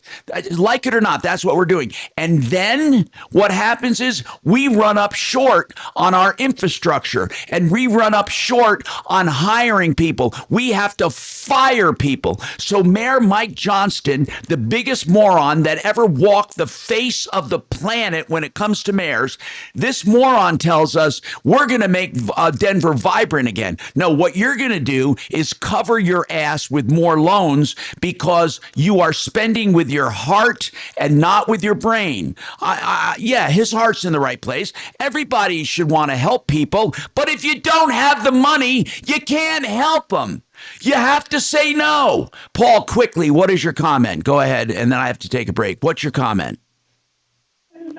Yeah, just real quick again, without raising taxes, if you remember, that was the first line of the repeal of the Gallagher Amendment. Oh, yeah. How'd that work out? Yeah, and we all tried, we all believed it, didn't we? I'm telling you, they lie straight to your face. We have more coming up. Thank you. Yeah, you caught yourself. Listen, there. I can't do this Jordan thing. You're going to have to In life, do we're a always makeup. looking for an I can't do it. Please stop talking. Thank you. That's got why the I tape. recommend Frank Duran. Please stop. StateMan.com. With our. Why don't you go back to Paul? No, I was just asking you. I mean, Go back to Paul. because I saw it up Hey, there. You got to fix it 10 away. You Got it. Got it. I'm consumer advocate Tom Martino, urging you to use Frank Duran, the realestateman.com with RE/MAX Alliance, 303-920-1622. You know, Fix It 24/7 took this refurbishment, okay, in order to not replace your furnace, to fix it, to make it run top notch. They took it down to $39. You know, some companies would charge $400 and $500 for this. They take apart your furnace, they spread out the parts, they clean every nook and cranny, they adjust, tune, and make it work with more efficiency and more life. FixMyHome.com, $39 because they want to introduce you to the service. So if you've never had it done, just $39. Get ready for the winter. $39, that's unheard of. Wait until you see what they do for the money. You will always make them your go-to company for plumbing, heating, cooling, electric, and drains. FixMyHome.com. Book now. You're so sweet. Thank you. Pardon, Keanu, I am so glad to talk to you. We had such a turnout the other night at the Highlands Ranch John AMC Kildare 24. took in the original verbiage it was absolutely unbelievable. In fact, we had like 50-plus people. We're going to go ahead and do a matinee a week from Saturday, right? Illegal, so on and so forth. The farther they got into it, they realized it was one of the bigger Democratic freaking bills that they already had pushed out there and were We got promoting. free popcorn and drinks. It was a full house. I love that. For that theater. I want everybody to know out there, too, you got to get signed up. This thing goes fast. You go to mymoneymovie.com to sign up. But more importantly, I want you to Google Baby Boomer Dilemma. Google it right now, The Baby Boomer Dilemma. You're going to see what this free movie event's all about. You're going to love it. They're going to talk about some of the pitfalls of Social Security, including it running out of money by 2035. We're also going to talk about different options. You're going to love it. You got to go to mymoneymovie.com. Get signed up a week from Saturday, and that's Highlands Ranch, AMC 24. Popcorn's going to be there, drinks. You're going to have a great time. You got to check it out, mymoneymovie.com. Go right now, sign up, mymoneymovie.com. Thank you, guys. Appreciate it. Bye. Borrowing hundreds of millions of dollars. Well, vibrant's a very important word. I believe that in the city parlance, vibrant means less white people being stabbed. It's true. That's what they're trying to do. Hey, but it's still okay to stab the other people, right? I'm not. I didn't. I didn't. What? Hey, it was even Mayor Hancock who said on CNN, if more decent people came downtown, we'd have more decent people downtown. That is an exact quote. Well said, sir. Well said. A bully. Bully. I didn't get a harumph out of that guy. Harumph. Harumph. Come on, you remember that from Blazing Saddles, right? Harumph. Harumph. Can you imagine them trying to release that movie today? There's only one line that I remember from the entire Blazing Saddles fiasco. Only one line. God, yeah. Pardon me while I whip this out. All right, that's an easy one. Yeah. Yeah, that's the only one. Celluloid masterpieces. Can you imagine if they tried to release that today? They say if they edited it, it would be about 7 minutes. That'd be all the credits. Yep, and horse riding. You would have to go from credits to credits. Pretty much, yeah. You got to cut out everything in between. Camptown ladies sing this song, Doodar. That was such a great. His best is still History of the World Part 1, though. You like that? Yeah. I liked it better than Blazing Saddles, yeah. I like the previews for History of the World Part 2 where they had like Hitler on ice and it was this ice skating thing, and then that was crazy crap that never went on, that went unfilmed, was awesome. All right, seconds away from more magic with Martino. I'm Tom Martino, your troubleshooter. 303-713-TALK, 713-8255. Don't forget One Clear Choice Garage Doors for all your garage door needs. OneClearChoiceDoors.com. We're talking cars today. Let's talk garages. If you need a garage door opener or any part of a garage door or its parts, cable, springs, or the opener itself, you can go to OneClearChoiceDoors.com. They are wonderful people. OneClearChoiceDoors.com. All right. So I want to go to the phones, and then I have something else on this bond issue that is totally misleading. First, Mike, he has a question on a distributor, a 57 Chevy. My goodness. He just called a couple weeks ago. Is this, he did? Did he call on this? What's going on, sir? Yes, Tom. One of your frequent callers in Highlands Ranch had a repair shop in 2002, and he replaced the entire distributor for me all the way down in the block, including the shaft. And I'm hoping if he's listening, maybe he could chime in, but there is a 1-inch square metal plate in the front of the distributor cap that slides up and down, and there is a hex head screw inside that you put the wrench on and turn it, and I'm wondering what is the purpose of that, Jeff? It should just be the retainer to hold it down. It's to adjust the breaker points, and I have to keep manipulating the gas pedal to keep the engine from dying. I can Is that necessarily the yeah, it holds it in place, and so when you loosen it up, you can adjust the distributor itself. So it's literally a retainer plate that goes into an eccentric cam. Okay. So, but he should just get to somebody who still has a dwell meter and actually get that thing set. You're not going to do it by hand. Do you have a dwell meter? I do not. I used to. Do you know if Kevin Calkins has a dwell meter? I believe he does. He might. Really? Kevin Calkin at Sheridan Autotech might be able to help you. But how do we know it's the distributor that keeping the engine? He's trying to adjust his timing on the distributor is what he's doing by twisting it around. So he's not getting the timing so that it's working well with the fuel mixture. So did this just, Mike, it's been working for a while, then what? What happened? Yes, I've been working on the car for 2 weeks. I just took the distributor cap off and cleaned all the terminals. I get it. Now out. you can't get it back to where it was. No, it's still as good as it was. It's the same as it was. Oh. But I can get enough RPM high enough to put the car on the street, but I have to keep manipulating the gas pedal gradually for maybe 5 minutes to get up that high. And if I don't manipulate the gas pedal, the engine cuts out. Yeah, it sounds like you need a complete tune-up. You need to get it into somebody like Kevin who's got a timing light and a dwell meter. You haven't heard that in a while. So Mike, really, were you hoping you could do it yourself, or are you looking for someone who can do it? Yes, I may just need to just turn that hex head screw inside that little metal plate that slides up and down. Yeah, but do you know what you're doing? The problem.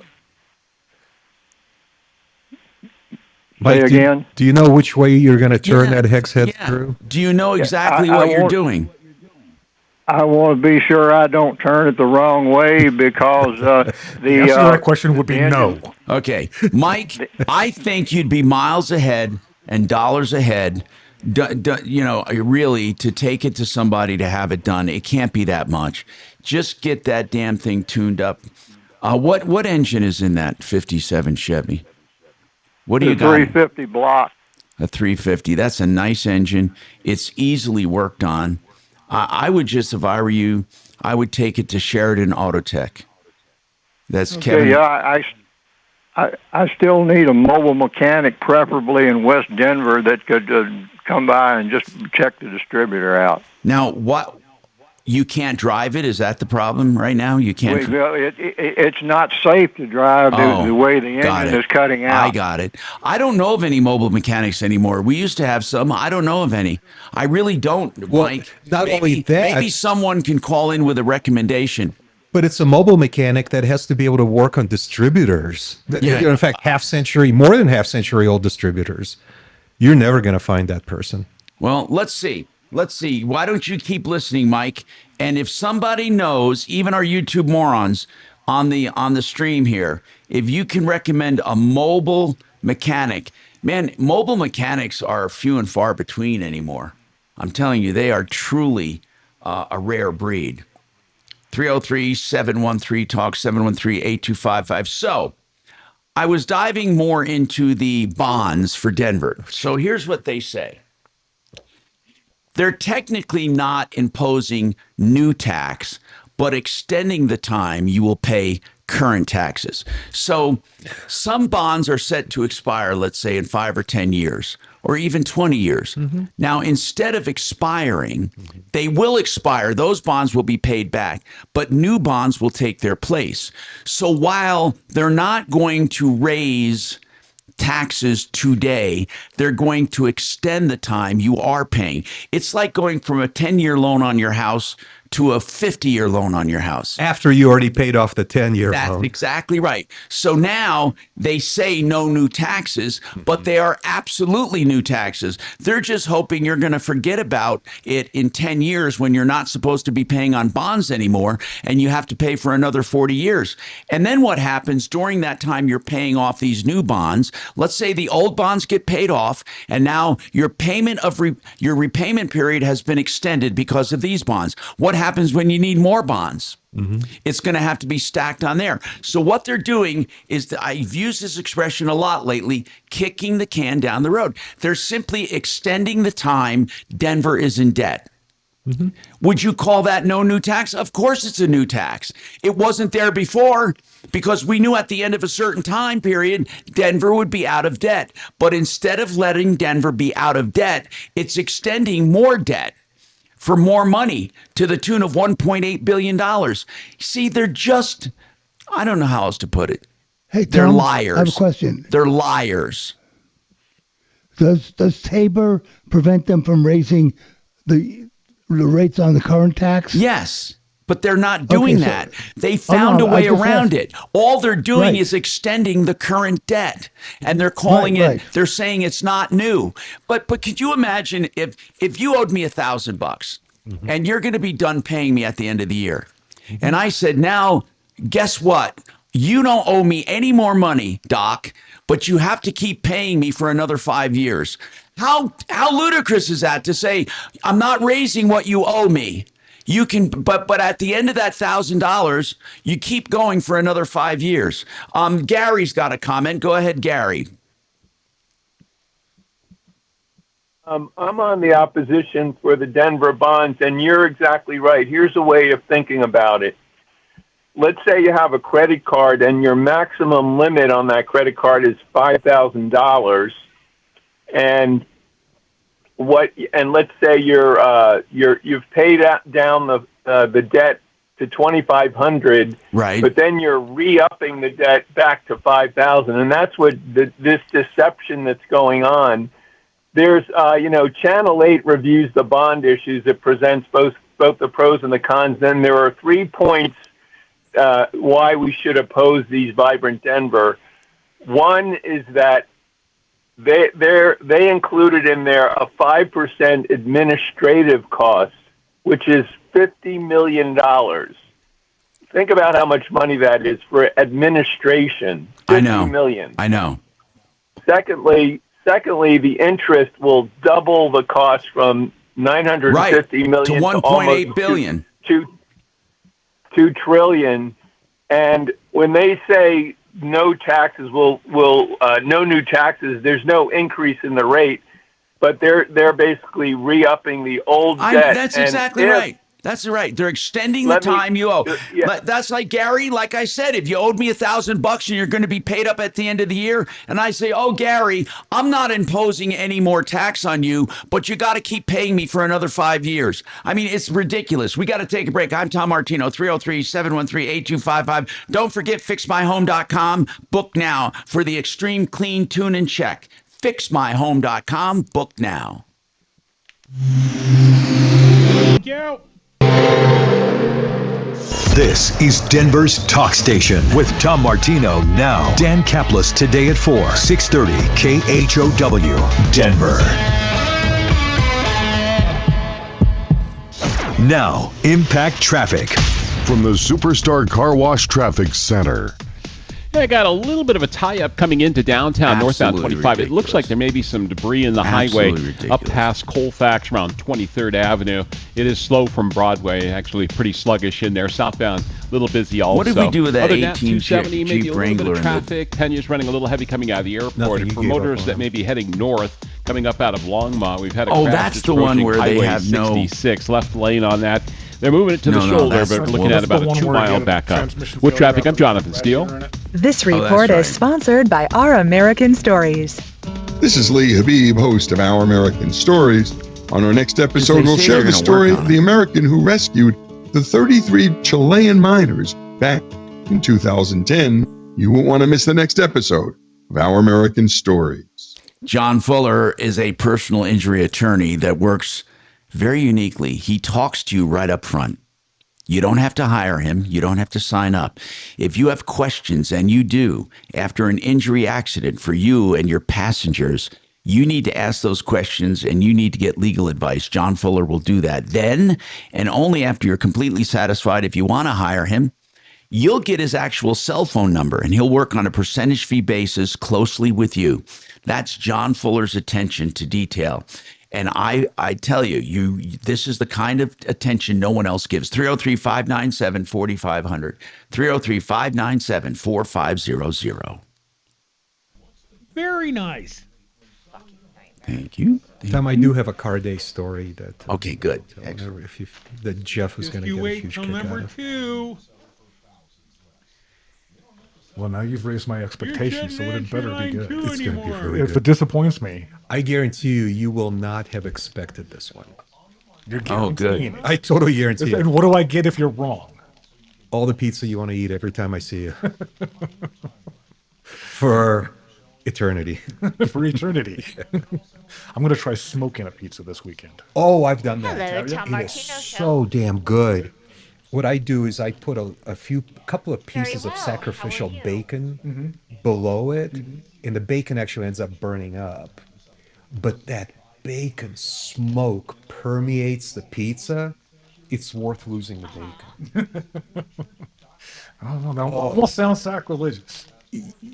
Well, I did say sacrificial, which has like a religious, content to it. I would think you're a heathen, actually. Heathen. That's right. It's a heathenly. Well, the heathens are the ones who sacrifice children and stuff, But God, smoked pizza is so good, Jeff. Oh, it is so good. I'm just going to do a cheesy. Saturday is no King's Day. What the fuck does that mean? There's people protesting Trump because they say he's trying to become a king. It's like you freaking morons. If I ever had to have a king, that would be him. Not that I would ever but dude, so that smoked pizza is going to be the best pizza you've ever had. Smoked. Yeah, he said he's going to try smoking a pizza, and I said, dude, I've done it. So you take the whole pizza and then smoke it. Pull it up and light it. So the whole thing goes in the smoke. You have to suck real hard. And does that give the bread and the crust a different flavor too? God, and it gets so crispy. And what do you smoke it with? I'm probably going to use pecan. Smoked pizza is. I've never had it before. Well, you've had something similar to it if you've had wood-fired pizza. Okay, I guess. This is so but it doesn't pick up the flavor. It doesn't like really a pick up the smoke so It much, doesn't no. pick up the smoke. We're talking about smoking a pizza. Now, I smoke them in a barbecue grill, right? Because it's only a few minutes. Yeah. And just use a pellet? No, I use, coal, just standard coal, and a couple of pieces of bacon, because that's where a lot of the smoke comes from. So how long do you have to smoke it? I cook the entire pizza in there, so it takes 10... No, I'm talking about an actual smoker smoking a pizza. Oh, I don't know. I don't have any experience. I'll crank it up, and I'm guessing probably, I'll just have to keep an eye on it, but I'm guessing it's probably going to take 25 minutes, maybe 30. Yeah, keep an eye on it. It'll cook much faster. Because I'll have it up on the upper rack. Yeah. So. You think it'll grab and hold on to that? God, that's have you done it before? Oh, yeah. I've done it. I've done cheeses, too. Have you ever smoked cheese? Oh, just on pizza. No, I mean whole smoking cheese. No, I've never. Oh, I love doing that. Oh. So there's no heat. And how do you cold? No heat. Wait, what the fuck does that mean? You cook it with no heat. Because you've got to keep your cabinet temperature down below about 75 degrees, because otherwise cheese starts to melt. Right. So cold means very low temperature. No temperature. You have no heat. Where does the smoke come from? From pellets. There are tubes that you can fill up full of pellets. Right, and you pre-light them, and it just burns the smoke. You just get it going. Yep, no. and you just put it inside the cabinet down on the lower level, and then because I usually do it during the winter. Fills with the smoke only. The smoke only. And the smoke's not hot. No, the smoke's not. Well, the smoke can heat up the cabinet, so a lot of people will put in a tray of ice, or since I usually do it during the winter, I put in a tray of snow inside there just to keep the cabinet temperature down. So you'll go for like 3 hours on most 3 to 5 hours on most cheeses. Smoked mozzarella. And I've done smoked olives. Those are freaking phenomenal. I'll bet. Smoked olives? They are phenomenal. I'll bet. Phenomenal. Asparagus is real good too. Pickled asparagus. You smoke them for about 3 hours. Then you got to let them rest. People who have smokers, they love them. They love them so much. They actually use them. It is an addiction. It truly is. So, if you want to smoke, can you just smoke a steak? Yeah. And make it really rare. Or 844. Yeah, and usually what you'll do is after you smoke it, you'll take it in and reverse sear it. Hi, Tom Martino here. Off the air, we're talking about smoking meats and smoking pizzas and smoking olives. And we're talking about smokers. People are addicted to them. I mean it. Whenever I talk to someone who has a smoker, they sound like an addict. Oh, if my dog slows down, he's going in. Yeah. Gary, what's going on with you, Gary? Welcome to the show. Hello, Tom. Yeah, it's so funny. I follow the Done Right Home Improvement. We've had them work with us back in 2014. They did one heck of a job. But that's not why I called. I'm called because I have been investing in cryptocurrency through Coinbase, which is the top platform for that. And, of course, you store your money in a wallet. Well, I've decided I wanted to withdraw the money from the wallet, send it back to Coinbase, and collect the money that I've gained. The wallet sent me a note that I had profited $700,000, which is about right from my figures. And Gary, you have 700,000 in crypto? Yes. How much did you invest to get the 750 total? Well, I started out with a small amount, but I increased it until I eventually got 290,000. So you put out of your pocket 290, and you have now a total value of about 700. No, actually, the total value is close to $1 million. Okay, but that's from a $290,000 hard investment. That's correct. Okay, so what's going on with it? Well, my question is, when I asked for the money to be forwarded to Coinbase to come back to wired back to my bank, they popped up with a message that said, you owe 30% of that $700,000 gain. You need to forward $212,000 to us. Which is that tax withholding? No, they want more. They're pretending like it's for taxes. So they want him to prepay the taxes. This is a scam. So the scammer is pretending that. Wait a minute. Is this Coinbase telling you that? No, or someone else? Someone else. It's not Coinbase. It's on-chain, which is the wallet I had it in. And that's when I said I want to transfer the money to Coinbase. That's when this message popped up after several minutes that said your profit is 700,000, and I don't disagree with that, based on the record of the trades that I made over That's your the period of profit, time. and they want you to pay them based on your profit. They want me to forward 30%, which would be about $212,000. What do they say that is for? That $200,000. What do they say it's for? Well, they say it's for the income tax that I'm going to have. Now, why do you think that's a scam? I'm not saying it's not. I'm asking you, why do you think that's a scam? Well, Tom, that's pretty simple. Let's say that was. Hold on, I'm asking D. D, are you invested in crypto? Oh, God, no. Okay. You just heard our caller. No, I know. No, so the reason this is clearly a scam is, Tom, let's say you have some stocks in your Merrill Lynch account that you want to sell at a profit, and you have $1 million profit. They're not going to make you pony up $300,000 for income tax on that profit. They're just going to do what's called a withhold. If you're subject to a withholding tax, they will just simply withhold $300,000 of your profit and send you the rest. And then you can deal with it. That's exactly what I thought, and that's where the red flags came in. Well, they would what would they normally do if it was legit? If it's legit, you don't have to prepay income tax. So Merrill Lynch, in my example. Okay, so the government doesn't require these places to withhold money. Unless you yourself are subject to withholding tax. So if the government suspects that you've been underreporting your income, they'll slap a withholding order on your bank account or your brokerage. Now, are they saying they won't cash you out without you paying this? That's exactly right. In essence, that's correct. Yeah. They say that you have a 7-day deadline, which since I did this last Sunday, I guess the deadline's tomorrow. And that,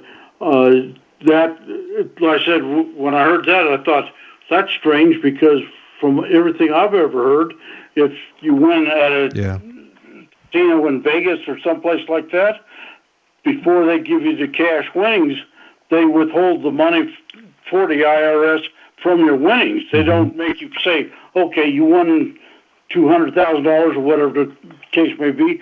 Now you owe us another $100,000 for the withholding or whatever. And that's where I think the red flag is that I'm not sure. Well, they're not saying, Gary, they're not telling you have to pay an extra 30%. They're saying they want to take it out of your profit. No, just the opposite. What? Oh, they want Just me the to opposite. forward another. If they said they want me to forward another $212,000 plus dollars to pay the taxes, and that's where I draw the line. Wait. So they want you to prepay taxes to them, and then they'll distribute your $700,000. That's what they're saying, I guess, in essence. I understand it completely, Tom. It's a complete scam. I'm afraid. Well, do you mean it's a scam that they're going to keep the money and not pay the tax? No, it's a scam from the start. So they got $290,000 of Gary's money already, and they've been sending him ginned up statements, pretending like he's making all this money. So you don't even think he has? He's not going to get a penny. Really? Absolutely. Now, come on, Coinbase is pretty legit. Yeah, but this isn't Coinbase that's sending him these demands. He's dealing with some kind of. I'm not sure it's Coinbase. Yeah, the so-called wallet is somewhere else. That has my wallet, which is called on-chain. Yeah, so whatever company that he's dealing with is a scam. They pocketed his money. They've been pretending that he's been making money in the market, waiting for just such a day when Gary wants to liquidate his holdings. Do you think that if he sends the taxes, they won't hold on, Gary. Hold on a second.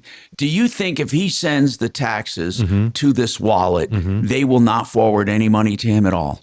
That's right. They're going to keep that. They're keeping his $290,000 that he already so-called invested. Now they're trying to get another $290,000 out of him, and then he'll never see a penny.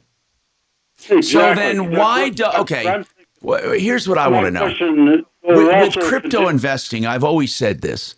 When I put money in a bank, I can go and see how much I have, and I can draw it out the next day. I can draw it out that day. Correct. I can wire. I can ACH. I've often contended when people say, why aren't you in crypto? One of my main reasons is not that I don't believe in crypto itself. It's just that we've had time and time again people call who say, I've had 200,000 or 300,000 in crypto and now my wallet is empty. What do you do in a case like that? There's no one to call. There's no authority. What I'd like to know is now next year when it comes time to file my taxes, am I able to claim that $290,000 as a deduction on my taxes? Yeah. You mean the money you already invested? Yeah. Yeah, that's a loss. So you lost that money to a crime.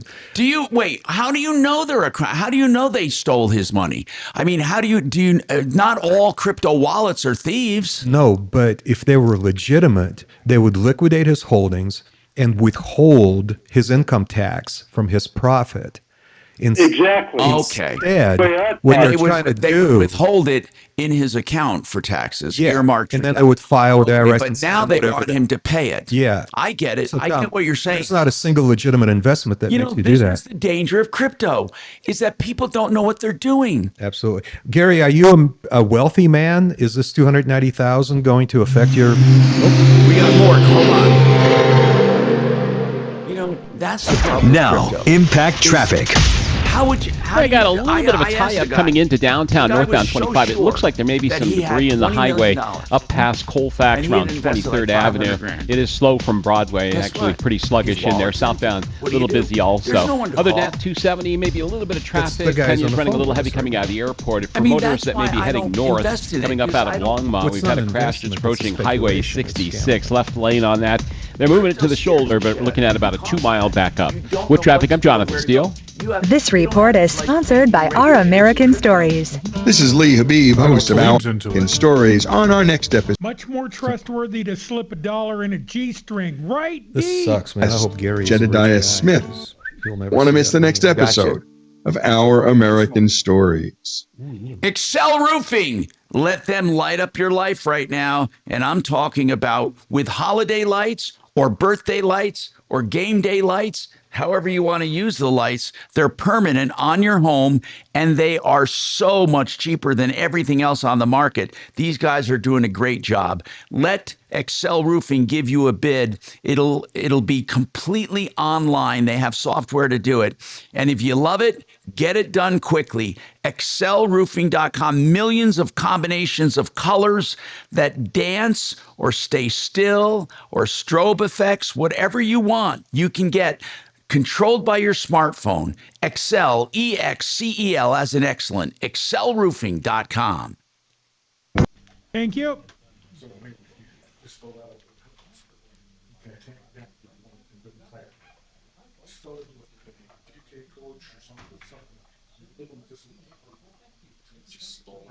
Okay, hold on. Our pizza is out for Doy as.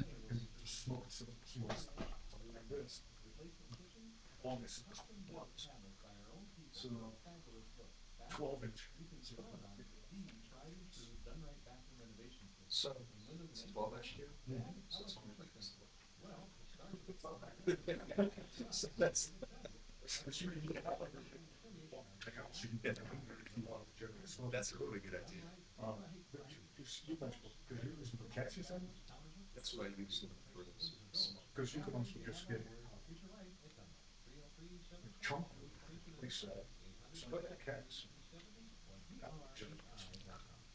yeah, so in my case, I was using the bacon because that really What is the reason you don't invest in crypto? First of all, it's not investment, it's just speculation. Well, right. You buy low and sell high, right? And I feel what you're saying because I do the same thing in the stock. Right. Gold, platinum, and some stocks. At the legitimate places. Right. Yeah, like Schwab is not going to all of a sudden say, "Oh, your account is missing." Yeah. I mean, but you don't know. There have been so many calls over the years where people's wallet just ends up fucking missing, and I've always said this. Yeah, but so how do you know when you do have a legit wallet? How would you know as a common person that your wallet is legit? Well, there are clearly many legitimate wallet services, right? You just have to research which ones are legit. But there's no need for anything else to play in the crypto because we already have access to that kind of gambling. Schwab, except without a scam going on. Tom, you're a fiduciary, right? Or Yes. at least part of that word. Yes. Or at least you're part of that word, maybe a subset Yeah, of that we word. are. No, I am. And we don't do crypto. Fiduciary. Now, we do an ETF of crypto, but that's totally by a fund manager. And so we do an exchange traded fund that is all crypto, but it's diversified and it's legit. I mean, at least that's it's a security brokerage firm buying and selling the crypto for you. Yeah, but I wouldn't even trust that because you have to have a fiduciary that knows what they're doing in the crypto world. I'd rather depend on an ETF where you have a family of crypto under a fund manager, and then they do their own wallets. They literally do their own wallet. Dragon says he keeps all his money in his mattress. Do you need his home address? That's the best way to do it. How far does 629 go these days? I can't believe they got this guy for I can believe it. Was it just last year that guy pulled up 31,000 and went over to a crypto exchange machine? Oh yeah, it's just a few months ago. In the back of a liquor store, a CD liquor store. And he fed it in.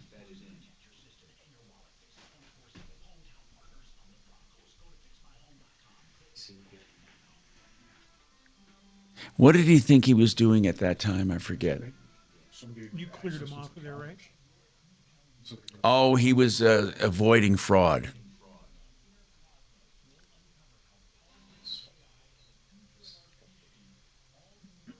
Sounds over.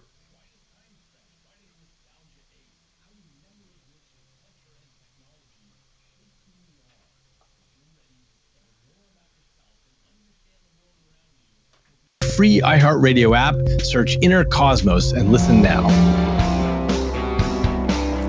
All right, I want to clarify something.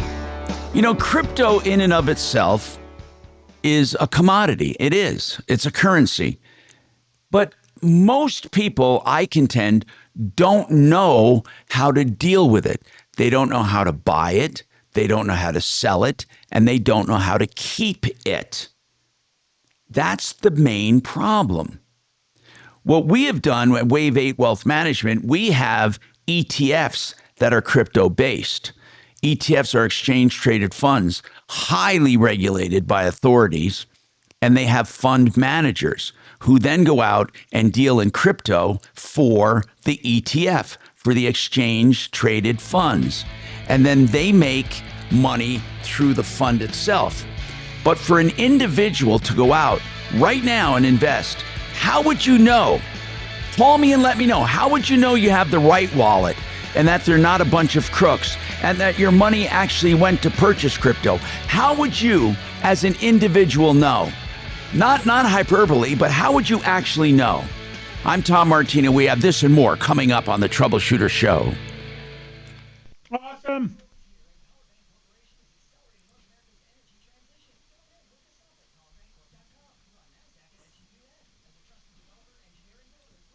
Man, it's a scary world. It really is. Do you know how much fraud there is online? I mean, people are just so vulnerable. I'm opening up the mics. It's depressing. What's that? It's depressing. Oh, it is. It is. And for a while, it was happening. I know this is a small thing compared, like timeshares. I've had friends say, "Oh, you wouldn't believe the deal I got." They're paying 10 times more than they would if they stayed at the best hotel they ever wanted for 2 weeks a year. I mean, it's just fucking amazing how people go on vacation. They're still selling them. If you go to Hawaii, because when they're in the lobbies, the hotel selling this shit. Timeshare, you're buying air. Well, we get those calls once in a while. Haven't heard one in a while, though.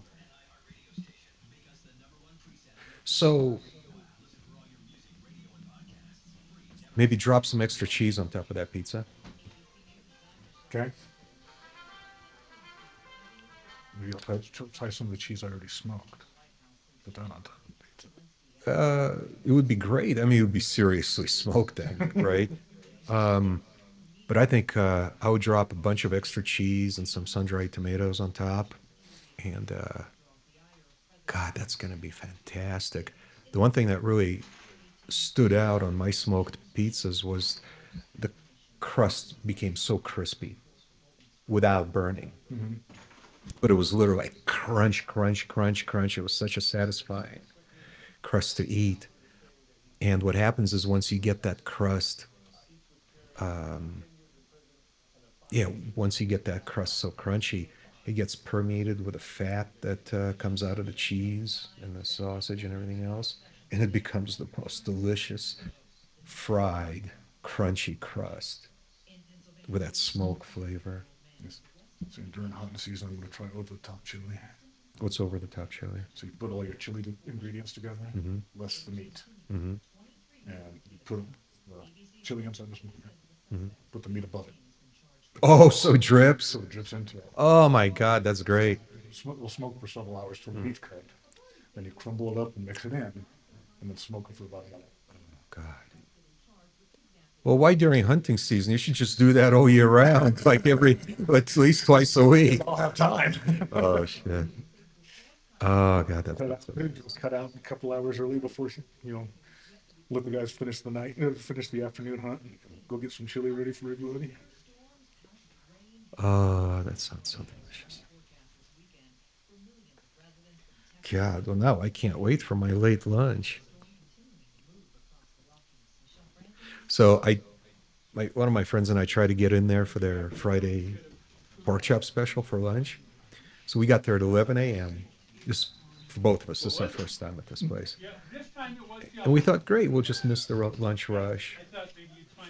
So we check in with a maitre d', with a hostess at 11. She says, well, We're out of pork chops. No, we're out of seats. We're out of seats. There are only two of us. Like the bar, I mean, none of that. The bar, the patio, the dining room, everything's full. And we said, well, how long do you think the wait for a table is? She goes, our next table will become available. Next table for two will become available around 8 p.m. today. I had to park. Now, I kind of had a feeling we're in trouble because I had to park like 700 cars away. Everybody's on the spectrum. In fact, I think I parked farther than I live from Ferry's. Whipping out the handicap light. Yeah. I don't think I need one with a town car. I think that's assumed that I'm like 93 years old. Top don't even check. Yeah, I think that's implied in the car. Fortunately, I haven't had to use mine yet. I've got them if I have a flare up and I can't go around well. But as far as I'm concerned, if I don't need it, I'm not parking there. Somebody else needs that spot. Yeah, it's pretty shitty. So what do you say to people? Put Mark on the phone with Jordan. Oh, so they just did it on the phone. Gotcha. Didn't sound great, but we gotta do what you gotta do. And when was the last time we tried doing it? So but Tom's flipping out. I'm not doing the Jordan. I know that. But he had just before that accidentally gone to the same caller twice. He did. He's never done that before. Okay, let's see what Paul has to say. Again? Okay. And even he started with more? Again? I contend that crypto, until it's taken over by major institutions, like if Schwab had a crypto wallet, I would use it. Oh, yeah, that's a good point. I mean, why aren't these mainstream houses doing wallets? That's a hint. Well, they've got 30 kids. I think that's a hint in itself. With themselves, we have a buy. Oh. Look at you. You get like a weekend off. I did that once. We let a coach go right before a bye week, and I came up with a funny little triptych of photos that was something about Sift through the BS. Who is sift through the BS? He has a wrench. Wow, average new car price in the U.S. tops $50,000 for the first time ever. Doesn't surprise me. Average, $50,000. Didn't they get What's average? Average new car price in the U.S. tops $50,000 for the first time ever. According to Kelly Blue Book. The cost of repairs. When he tried to cash out his wallet, I mean, his wallet admin said, a Chevy truck with a 460E. Oh, was that it? It was lackadaisical kind of thing? You're talking 48 to 49 now. When was it $2,400? Before COVID. The parts cost allowed us to be able to. I'll go get it. Dude. And the parts cost have pushed the cost of repair up that high. that must be... The pizza. You can go up and take some now if you want, or wait for the first break or whatever. I'd go now. I'd go now and cut it right in half and get it when it's hot. No, I don't care. You can do that. It's getting anxious, Tom. You better answer the door. I know.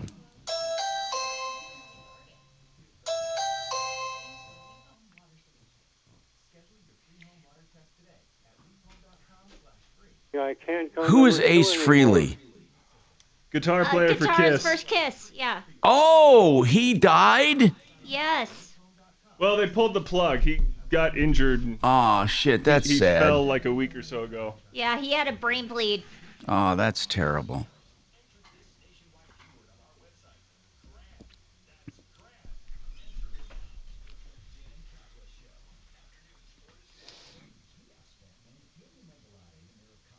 That is very sad. How old are you? How old am I? 72. Yeah. Ripped off, bad news. You need advice so you don't have to lose. We'll come running just as fast as we can. Troubleshooter's gonna help the common man. This is the Troubleshooter Show. Now, Tom Martino. Yes, and as I've said thousands of times, welcome to the only show of its kind anywhere in the universe. I'm Tom Martino, here to help you solve problems, answer questions, take complaints, and make our life just a little easier. Major Marc Mager off today. We got in the house, Deputy Doc, Deputy Bo at the main studio, and then I'm in my casa studio. And I have Jeff Vick from Kimmer Transmission with me, along with Deputy D. I want to talk about the bond issues. Some people clearly in favor of the bond say, what are we going to do if we never borrow money from the taxpayers? How are we supposed to improve our infrastructure? How are we supposed to run a city? You're not being fair to Mayor Mike Johnston. Here's the thing. First and foremost, when it comes to taxes, I am all for us as a nation supporting our country with good infrastructure and social programs for those truly in need. Now, what bothers me is when the funds are not used as intended or as they were promised. We're told we want to make Denver vibrant again. We're going to vote in $950 million, and we're not going to raise any new taxes. I'm going to give you a scenario, how much of a liar they are. I'm going to give you an analogy. You have a car, and you've been paying on that car for 3 years. Your car payments are going to end at the end of the year, and that car will be fully yours. But then the lender or the government comes to you and says, you know, Tom, you're going to have to pay another 3 years of car payments, but the price of the car is not increasing. You just have to pay another 3 years, but without increasing the cost of the car, will you approve that? Your car is not going to be going up in price. You're just going to be paying longer. That's what Denver is actually saying to us. Mayor Mike, God Almighty, if this guy is ever reelected, it'll be a miracle. What a moron. He and his cronies are actually saying, without new taxes, we're going to raise $950 million, $950 million, but there won't be any new taxes. However, that 10-year period you thought we were paying stuff off is going to be extended to 30 or 40 years. We will never be out of debt, but we're not raising taxes. Of course they are. The day after the previous bonds are paid for and we start paying on these new bonds, that's a new tax. Because it wasn't there before and it's there now. That's a new tax, you moron. I just can't believe that government gets away with lying. And that's exactly what's happening. 303-713-8255 or 303-MARTINO, 303-627-8466. Is this disgusting you? It's disgusting me. Deputy D. Yes. Do you believe that we're not raising taxes when we raise another $950 million? No, of course not. But Tom, the one place where I, have to respectfully disagree with you is Johnson and his ilk. They know exactly what's going on. They know exactly what they're doing, but they also know that the average voter on whose vote they depend to get elected and reelected either doesn't understand this because they're super gullible. We're disagreeing. well, you said that Johnson is a moron. And I said, no, he's a cynical, he's just a, cynical scumbag. He's conniving. He knows exactly what he's doing. He's wily. Well, when I said his heart's in the right place, what do you think about that comment? Of course it's not in the right. Listen to what you just described him and his ilk doing. What heart and what right place? Well, no. I think what they know, here's what they did. They overspent on illegal immigration. They did.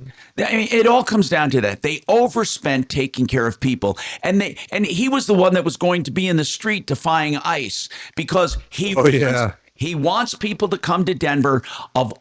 He doesn't care about their criminal status or anything. He wants them in Denver. He wants them getting free services. We have people who have been living here their entire lives that can't get the services. That have gone to war. That have gone to war for the United States. We can't get services for them.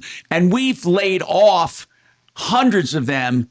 But if you are an illegal, undocumented immigrant, come to Denver. Not only are we taking care of you, but we're going to refill the coffers with another $950 million. He says it's for infrastructure. What prevents government from taking a pile of money earmarked for infrastructure and using it somewhere else? It doesn't take anything. You see, you don't have to raise money for illegal immigrants or for benefits to illegal immigrants. You don't have to raise money by calling it, shall we fund illegal immigration? Everyone would vote it down. Instead, they say our infrastructure or our schools or our whatever. And then what happens is they divert the money. Once the government collects money and the exchange of funds are not tracked as if they're taxes. So they can borrow, just like the federal government borrows from Social Security. That money was never meant to run some of the programs that it's running. Now, the current administration is trying to clean that up. They're trying to, but we're in such a mess right now that without Social Security Administration funds, the federal government couldn't function the way it does, and it would have to raise taxes. The truth of the matter is, it's not the amount of taxes we're paying, it's how they're misused. Our taxes are misused. If you had truly government that spent money the way they should and spent money like a business, and that's what Doge was trying to do, get rid of waste. And what happened? The progressives raised holy hell. You know, we were funding things I couldn't even believe. And that there were kids with school lunches that couldn't get funded. So here's the deal. I think there's not one American, not one, who won't willingly pay tax if only the taxes were used for what they say. Or, for the ultimate benefit of the people who are paying the taxes. I mean, and that just hasn't been the case. I even want to help. I love Social Security. I love Medicare. I think there are social programs that are very, very good. And there are social programs that are very, very bad. And then there are the invisible social programs. What do I mean by that? You show up at an emergency room with no health care whatsoever. You get treated. Who pays for that?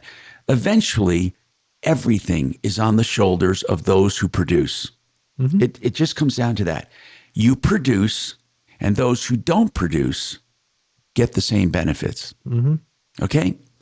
The means, when you have the means of production and you produce and other people don't produce, there's a problem. There's also a problem when people who produce don't get paid enough. Like if you have people taking advantage of workers, I'm not for that either. There is a balance in everything. Okay. There's some truth to people on the lower end of the economic scale not being able to make it because things are too expensive. There's some truth to that. And there's some truth to the fact that there are some billionaires probably cheating the system. There's some truth. There's some truth to the fact that there are many billionaires creating opportunities for others. There's truth that hardworking everyday people are not getting the benefit of their taxes. There is truth in everything we hear. What we have become, though, is we become a country of platitudes. We say something and then we put it all into that category. You know, like Trump wants to be a king. You know, that's their rally. Okay. They don't look at the individual day that he spends and what he does. It's just one saying, Trump wants to be a king, or billionaires cheat us, or tax the billionaires, or when it comes to illegal immigration, get rid of illegal immigration. Easier said than done. I mean, we are a country of platitudes. We are a country of sayings. Make America great again. I'm not disputing that these have some validity, these sayings, but we don't think it through. If you had 1,000 people in a room, I've said this before, whether they're progressive or conservative, if you really sat down and talked to them and you asked them questions, they would be more in agreement than you think. For example, I would ask a question like this. Do you believe that people should just be allowed to walk through our borders and get social services and medicine and everything they need illegally? I'll bet you most people would say no, but we need to make a path for them to get them legally. But they wouldn't be in favor of illegal. I don't think people would ever admit, yeah, let people come in no matter what, illegally, and take advantage of our entire social complex. I don't think people would knowingly say that. I don't think they would. I think that they would have more reason, but we paint them all with one picture. Do you think truly there is anyone who says total illegal, undocumented immigration is okay? Do you think there are yeah, there are tons of people like that. You really do. You really do believe the attacks on these ICE task forces that are reinforced by National Guard and other federal agencies, that they're rounding up not just plain illegals, but criminal. Do you think on an individual basis, people would say, leave them alone? Yeah, well, they are. Tom, thousands, if not tens of thousands of these so-called demonstrators who are out there attacking the ICE operations. And they want open borders, right? By the way, it's not like... Do you think, though, Doc, do you really think they want unfettered open borders, or they just don't want... Yes, they want unfettered open borders. Not very many, but there are fringe elements on the far, far left that don't want borders. Tom, there's even a thing called the Open Borders Society that Soros funds to the tune of God knows how many billions of dollars. They have it in their name. What do you think Soros' goal is? Really? And don't just say a platitude. He wants to ruin the country. What do you think his true goal is? Well, it's hard to say without By the way, those listening, Soros is a billionaire that made billions and billions of dollars. And what he does is he funds district attorney offices, political offices, all their campaigns he funds to get people in that agree with him. But what do you think his end goal is? I don't think he wants to destroy America, do you? I think he wants to change it. All right, Tom, what else? He wants people like, let me just finish. He wants people like Mondami. Break when you can. People who are, quote, democratic socialists. Right. That's what Soros wants. No, I get it. But in his mind, it's improving the country. Right. Like Bernie Sanders. I don't think Bernie Sanders says, let's do this to destroy the country. I think they believe they're improving the country. I'm not saying they are, but I don't think their goal is to destroy the country. I think that in their minds, it would be better.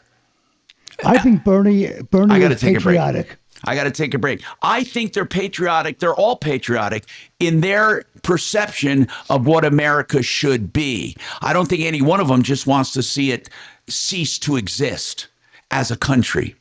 We got more coming up.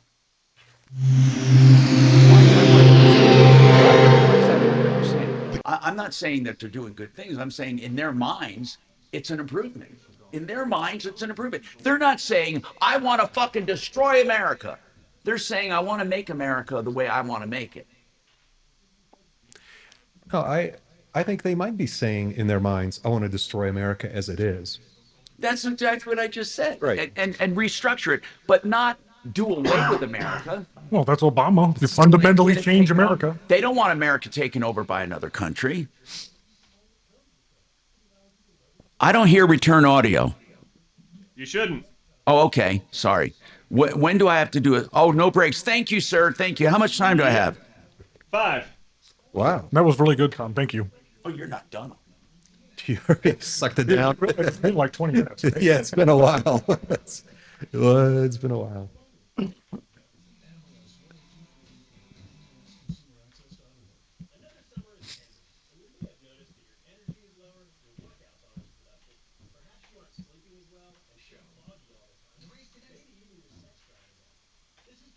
Jeff, so the transmission in my beloved town car, so smooth. The only time I feel a shift is from first to second. That's because it's a braking gear. It's a what gear? A braking gear. Braking? What does that mean? So at any time in an automatic transmission, you have to have two things that have to be active. One has to create motion. The other can either stop motion or create motion. So on second gear, you're stopping a component from moving. Which component? On that, it would be the sun shell.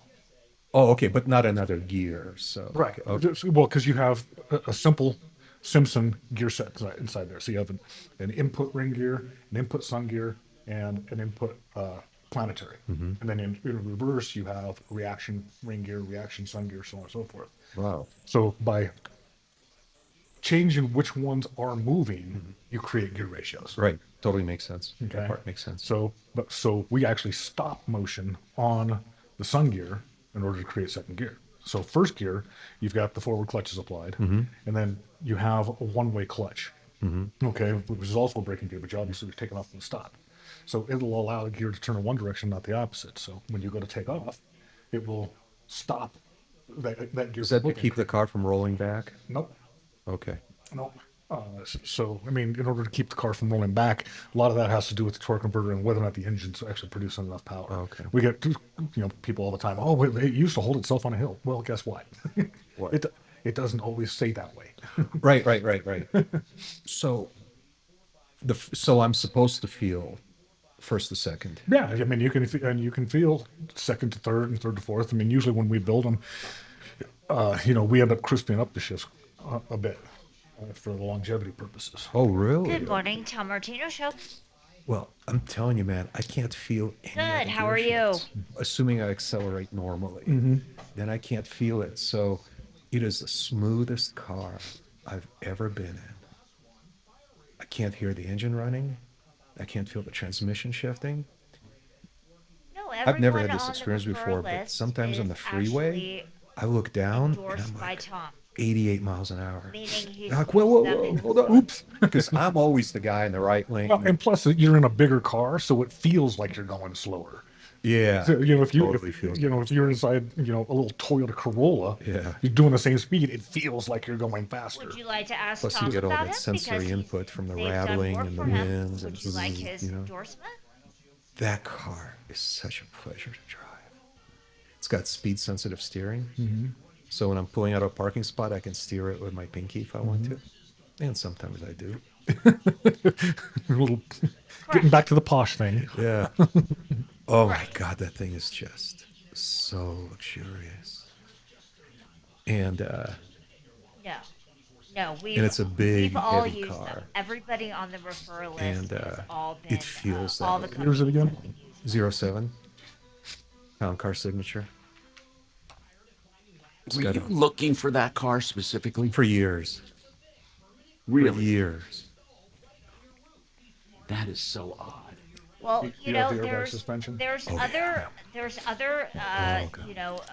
right. It's like driving a couch on a cloud. Any sort of with marshmallow wheels down a carpeted road. For this, you can go to. Oh my God, that air suspension is a dream when they work. A number well, this of one, other ones we'll keep working. Do you have no interest in EVs? Absolutely zero interest in EVs. The only reason I would get an EV, and it would be a Tesla, would be for the self-driving feature.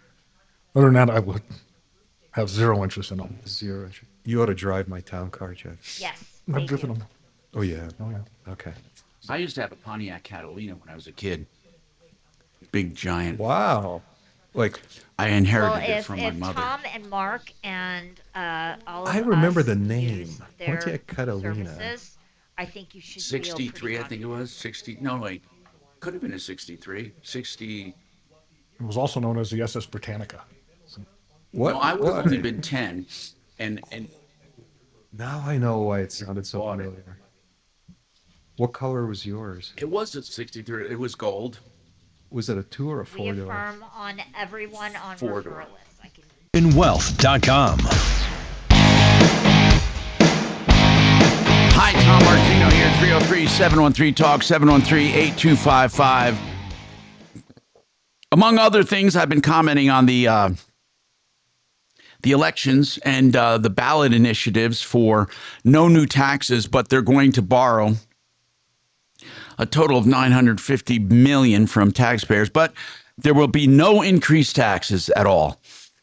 That is the dumbest thing I have ever heard in my entire life, and I can't believe people would believe it. They're extending the debt. They're extending the time we are in debt. That's like saying to you, you know that car you thought was going to be paid off in December? Well, you got to pay another 5 years on that car, but we're not increasing the price of the car. That's what they're telling us. That is what they're telling us. Sean, what is your comment on our current moron mayor? Well, I think he's an out-and-out crook. I don't think he's a crook. I don't think he's a crook. I think I just think. But he's buying. I don't know. He's buying these hotels and he's buying the Tabor Center with tax money and then he's selling it to people for $1 and stuff. What's that? Well, how can he buy stuff with tax money and then sell it for $1? For millions of dollars. Yeah, he's trying to achieve his social agenda. I'll give you that. A lot of people, look at all government is crooked. All government's crooked. Lackey. It's too bad, Sean, that probably. What do you think? Do you think Denver voters, Jeff Vick, do you think Denver voters are going to vote this in? Do you guys think they will? Oh yeah, they have been. I mean, look at year in, year out, they vote these people in or somebody just like them. So, the Denver voters really deserve, the government that they keep voting for. And here it is. And they're probably going to get eventually a communist mayor. Oh, yeah. We're going to get our own Mandami one of these days. No, we'll get him. We'll for sure get it. We almost have one now. Because what they want to do is redistribute wealth. That's what they want to do. Mm-hmm. Redistribute wealth. 303-713-8255. I want to get back to the season here. The season, Halloween.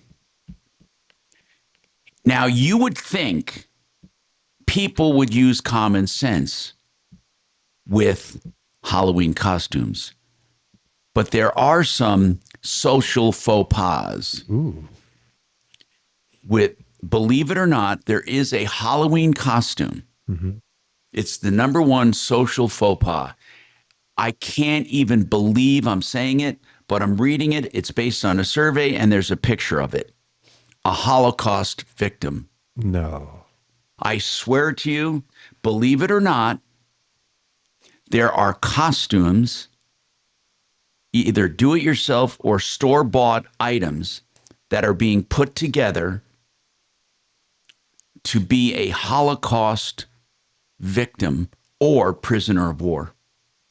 Good God, Tom. Can we switch topics to like one of the sexy slutty outfits for women? Now, the slutty librarian? Number 2, no longer available anywhere. Mm-hmm.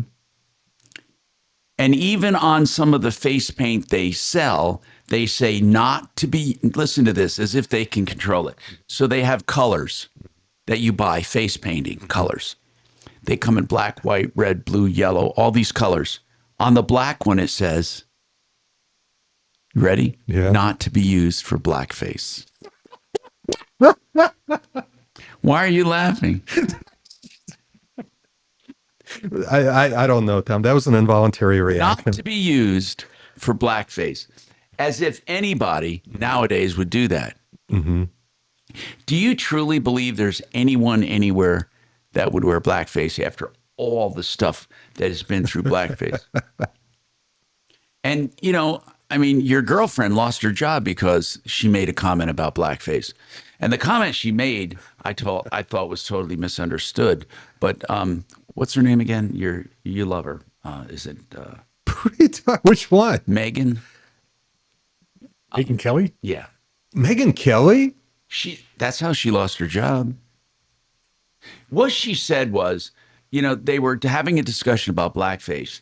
And what she said was, you know, well, you know, when I was growing up, or back before so-and-so, there was nothing wrong with it. Meaning, she said something like that, meaning that I know what she meant. That no one wasn't out there. That no one thought anything about it back Right. then. I don't think she was actually saying it was okay, but it was considered okay.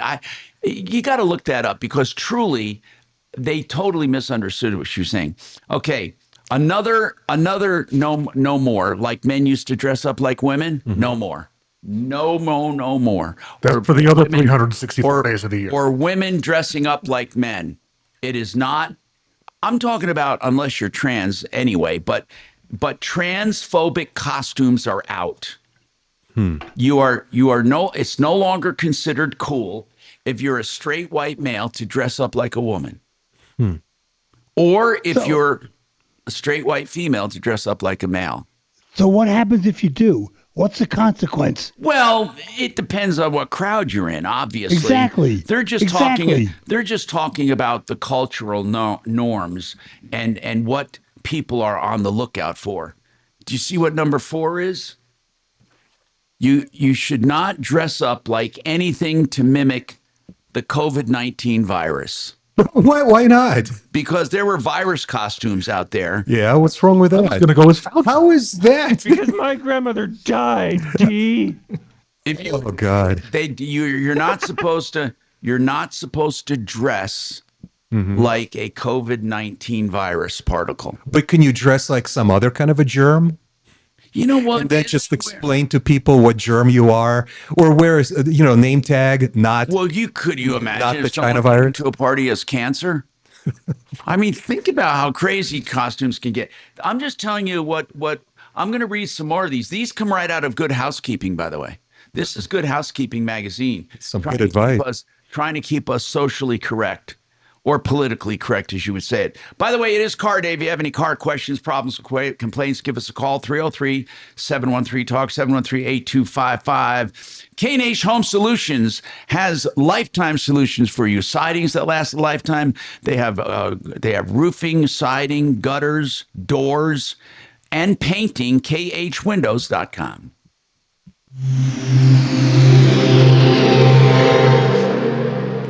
That is a beautiful car. KHOW Denver, 630 KHOW, an iHeartRadio station. Download the free iHeartRadio app for all your music, radio, and podcasts. Gold is the perfect color for it. Now, Impact Traffic. From the Superstar Car Wash Traffic Center. Kind of a busy lunch hour drive. We've got some volume on the freeways, a few off-freeway crashes, including Chambers in Mississippi, Mississippi westbound at 225, and also Orchard at about Quebec. Got heavy jamming on I-70 right now from 270 west all the way back to I-25 and 270. It's been running real busy, heading up through about Vasquez. E470, the toll highway east between 85 and I-76. And construction work is holding up the drive as well. And then north of us, we've had a second accident. This one up near Meade out of Longmont. It's on the shoulder now, but still looking at about a 2 to 3 mile backup. With traffic, I'm Jonathan Steele. This report is sponsored by Our American Stories. This is Lee Habib, host of Our American Stories. On our next episode, we'll share the story of the mountain man who opened up the American West, Jedediah Smith.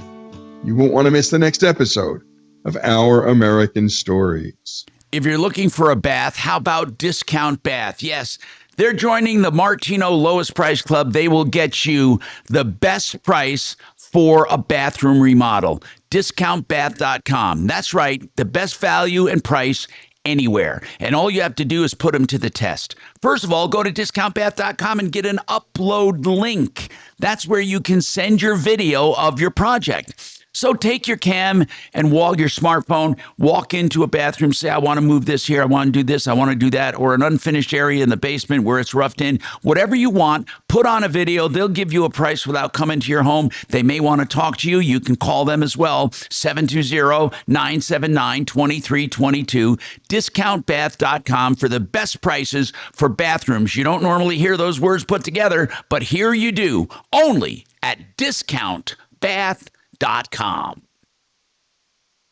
Deal from a couple. How much time do I have? 4. I can't All right. get a hold of Paco. I got one more bite. But Doc, this lady is screwed because these mechanics drilled. This car has 3 catalytic converters on it. I didn't think a normal car would have 3 catalytic converters. No. So they drilled holes in it, and knocked out all of the BBs. To get the engine run well, that thing will never pass. And she wants the car so she can at least they won't give her the car because she owes them. She doesn't want to pay till she knows it's right, and I understand that. But they're holding her car hostage. I don't know if that's legal. Apparently, she went to the police, and the police won't do anything about it. You can't find for regular people. Right. You can't find a sweet spot. Right.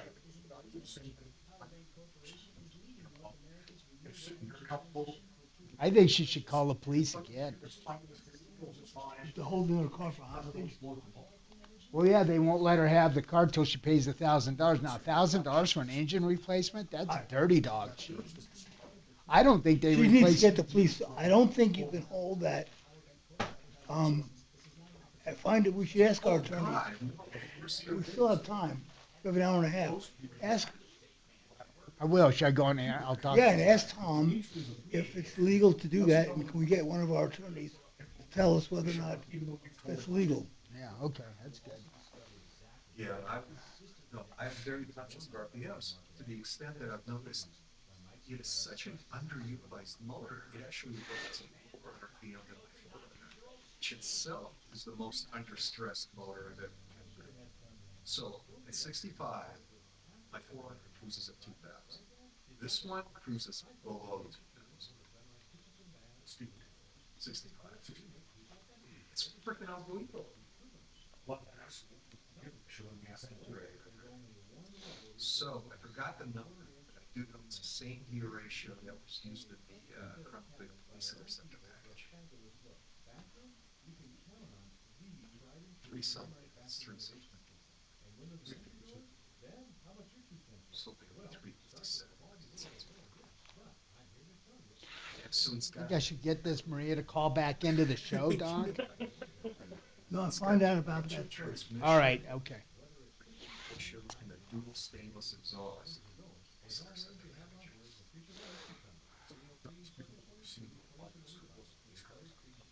Oh yeah, there's trash. Freaking trash. Sledged up trash.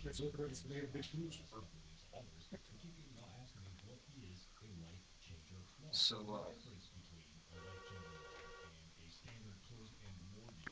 I got to ask about my pellets when I can get them again. Yeah. In fact, I got to go to UC Health and ask on here when I can do it. She has a lot of suggestions. Okay, would you like his number?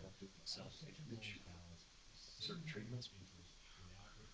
His name is Mike. His number is 303-534-1245 after 10 a.m. Yes. Not magic, it's just math. Auto accident? Find out what your case is worth. Call Fuller.com. Denver's talk station. Online at khout.com. Hey, Tom Martino here. Welcome. 303-713-TALK, 713-8255. Soros wants to destroy America, says this texter. He wants world socialism, and America must be destroyed to do that. When I said I don't think people want to destroy the country, I didn't mean the system. There are plenty of people that want to destroy our system and our government. But I think that the country itself, what I mean is this, I don't think they want it taken over by another country. I think they want to see America just different. And again, I'm not saying that's a good thing. I'm just saying that if you talk to them, they think America's going in the wrong direction and they want to see more socialism. And by the way, we are moving in that direction. I mean, we do have a strong president right now, and we do have a strong leaning the other direction, but that's just temporary. I mean, with Tom, remember what Barack said. He wanted to transform America. And this fundamentally transform America. Right. And this is just a continuation of that. I remember when he said no country should be above another, that we should all be on equal footing and all of that. And a lot of people agree on that. Right now, if you know, like, a lot of people agree with that. You want me to tell my car day story? Okay, you got a car day story. Let me hear it. Better be interesting. This is going to knock your socks off. Okay. So last night, I stopped by AutoZone to pick up a new light bulb for a turn signal that went out. So I'm paying for my packet of 2 light bulbs. $10, by the way. The old GE bulbs, those little round ones with little notches on the. Yeah. So you know the ones, like the old style light bulbs. None of this LED baloney for me. I'm an old school kind of a guy. So the guy rings me up. For your new car. It's for your new old car. My new old car. Yeah. Yeah. So he rings me up. By the way, it's $10 for a pair of light bulbs. Highway robbery. He says, so as I'm about to pay for it, he says, hey, do you want to add a packet of light bulb grease for just another $2? Light bulb grease. Jeff, have you ever heard of light bulb grease? It has to be the lithium grease for the socket. Is the only So AutoZone calls it light bulb grease. And it comes in a little single-use packet, which to me feels like what is that? What is that grease called? It's like the electrolytic grease or something like that. Right. Lithium. Did you get the lithium grease? Yeah. Yeah. So for $2, they were trying to sell me a packet of light bulb grease. Jeff, is there any application for light bulb grease in the automotive world? Yeah, it's supposed to keep down corrosion. Exactly. It's to keep the corrosion down. And now you owe me pizza for life, by the way. Because you said this would knock my socks off. And I'm just saying it was a very underlying story. Dimitri. Yeah? Dimitri? Yeah? He might have been wondering where you're going to put the light bulbs, and it might have needed some grease. Oh, my goodness. That's a good one. It takes an OBGYN to go for an orifice. Doc, in your profession, did you use lithium grease? Never mind. No, but I removed a few light bulbs. Well, needless to say, I'm going in ungreased. So that's my project for the weekend. This texture says my 2006 Jeep Wrangler throws a code P0740, whatever. Anyway, when I disconnect the battery, the code goes away, but comes back after about 6 weeks. Yeah, he's turned off the light. That's a torque converter code. So it's still stored in the memory. So if I got in there with a scanner, I would be able to go to the historical memory. I would still find it. In fact, Kevin says when he does pre-buy inspections on used cars, he'll find the permanent codes. If he sees when they remove codes that it triggers him to look for a problem. Right, because it takes a certain number of key cycles before those will actually erase on their own. So and you know it's been done very recently. And so if you're buying a used car and all of a sudden there's a bunch of resets or there's a bunch of erasings, he says that's a red flag. Red flag. So either somebody's trying to hide it or it's been recently fixed and they've erased the codes. Okay. Now, somebody else Tom? wants... Yes. I have a small follow-up on this Paco transmission with Marie that called this morning. Yeah, I'd like to recap that because it sounded pretty crazy. Let's see. What was... Oh, Maria, okay. 2012 Yeah. She bought a used engine, $165,000 on it from Paco's transmission. She said it was $1,800, and she took it to her mechanic. Her mechanic wouldn't install it. He said it was bad, so Paco offered to install it for $1,000 to cover the installation labor. And then when she went to pick it up, Paco said it needs more work. Well, I don't think it does need a lot of things, but Maria went over there. I don't know if she said this on the air, but Paco was out of town, but apparently the car was on the lift, and the mechanics drilled holes in the catalytic converter, and apparently this 2012 Enclave has 3 catalytic converters, and I think they did that in order to make the engine run properly. So she wants to get the car out of there because there's no way on the frickin' planet that car will ever pass emissions. She just wants to get the car out of there. But she went there to at least get the car to drive it around the block. They will not let her take possession of the car till they pay her the $1,000. But Tom, I don't know what to do for this lady. I think she's entitled. I think they're holding her car hostage. Yeah, wait, though. She did agree to pay $1,000 to have the engine installed. She did, but I don't think she agreed to have the catalytic converters ruined. No, but that's a separate issue. I think she should pay for the engine installation. I'm not saying this is the best of the best scenario you could have, but she agreed for the engine installation. She should pay for it and then go after them for whatever else they did wrong.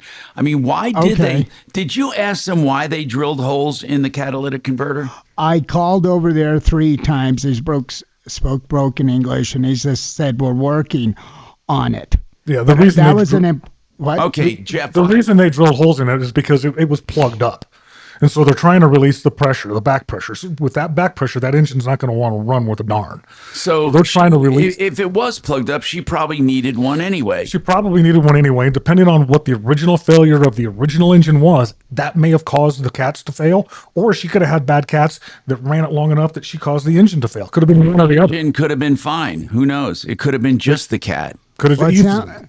Now, here's the thing, though. Here's what I'm saying, Bo.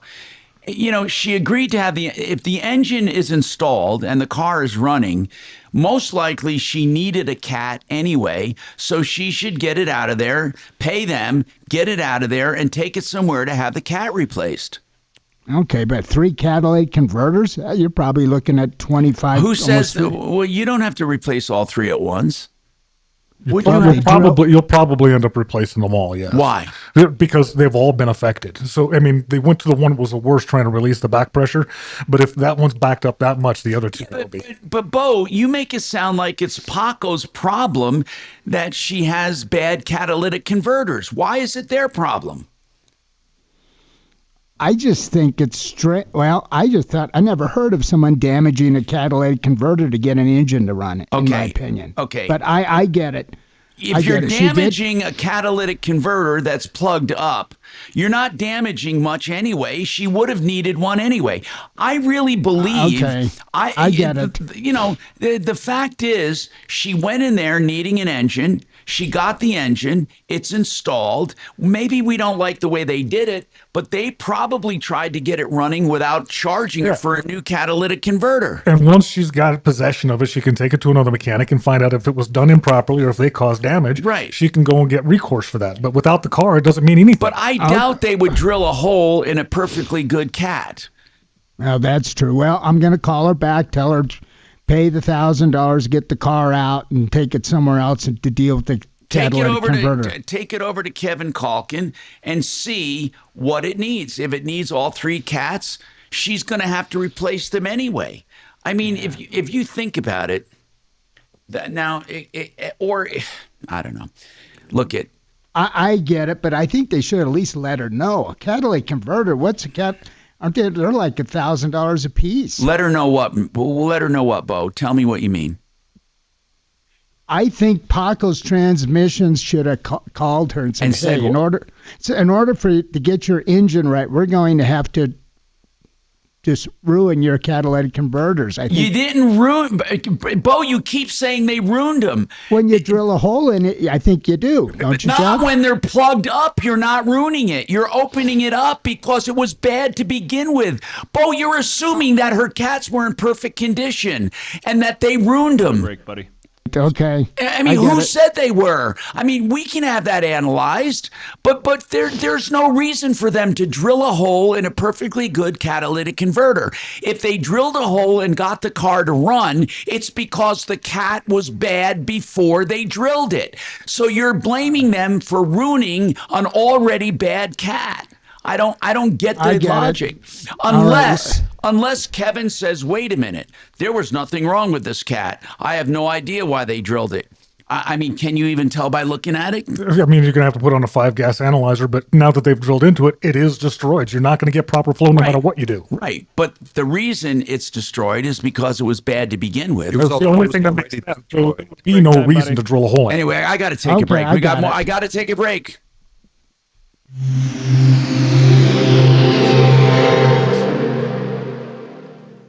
Now, impact traffic. Through the downtown area, I-25 northbound. A stall in the left lane between 8th Avenue and Colfax has about 1 minute of delays. Nothing too ordinary for your Friday commute. You've never heard of what it's called. May see some crews show up on this one. You've never heard of light bulb train. Out west into the high country, exactly I-70 what you said. westbound. Right blow my mind. You're going to have to approaching replay stop and go. Back from the emergency turnaround about 20 minutes delays there. With traffic, I'm Mark Swan. This report is sponsored by Our American Stories. This is Lee Habib, host of Our American Stories. On our next episode, we'll share the story of the American who rescued the 33 Chilean miners back in 2010. You won't want to miss the next episode of Our American Stories. Joe Lazzara is a criminal defense attorney I hope you never need. Lazzara is there for you, though, for initial consultations, always free of charge. And then, if you hire him, he gives you a flat rate for your entire case. As I said, I hope you don't need him, but people get in trouble. DUIs, traffic jams, fights with neighbors, whatever it is, LazzaraLegal.com. Lazzara, LazzaraLegal.com. You can find him at referralist.com or call him 303-429-6200. We told Kelly to get the air cleaned, changed her air filter because it was going to be full of smoke, and so she's going to. Hey, Tom? Yes. We had a question. Is it legal for someone to hold, let's say in this case, hold the car as ransom for unpaid bills? Or do you have to relinquish the property and then sue them through normal channels? It's a civil matter. I can tell you that one right now. Yeah, I don't know what the law is on that, but I think that they can hold the car until the bill's paid. Did you know about that, Jeff? I don't know if it's the law I'm asking. It's not. There's no law, no. And if you brought police in, they would flat out say that it's a civil matter. And I've had other friends where officers say, "Hey, they've got title. You have to surrender the car," and then you do end up having to sue them. But as long as you get a reasonable officer there, and you can show, "Hey, we just did this work. They owe us money. So, that's my transmission. It's not her transmission until she pays for it." Okay, I was just thinking we should probably get next week a legal opinion on that because it comes up. It does come up. Yeah, typically the officers are not going to get involved. They'll just flat out tell you it's a civil matter. You got to handle it in court. They won't do anything. Understood. So I had another guy where somebody had stolen his own car out of a mechanic's shop without paying, and when they tried to retrieve it, cops wouldn't do anything about that either. Take them to court. Okay. I tried that, with holding a baby from somebody, but it didn't work. They told me to keep it. They told me to keep it, and in 21 years, they would pay my bill. Oh, that's good, Doc. I can't drink coffee after about 7, 8 o'clock in the morning, but thank you very much. No, thank you.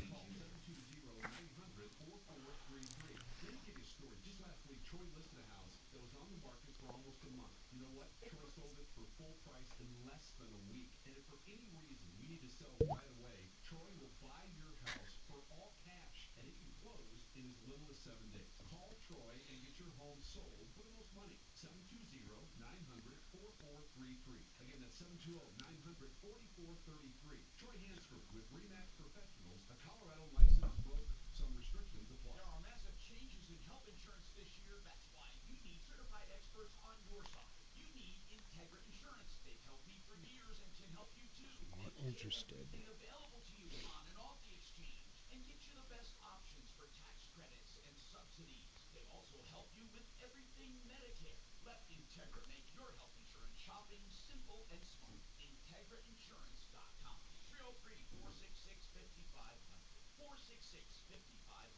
Hey guys, this is Dave Logan here for Colorado Advanced Endovascular.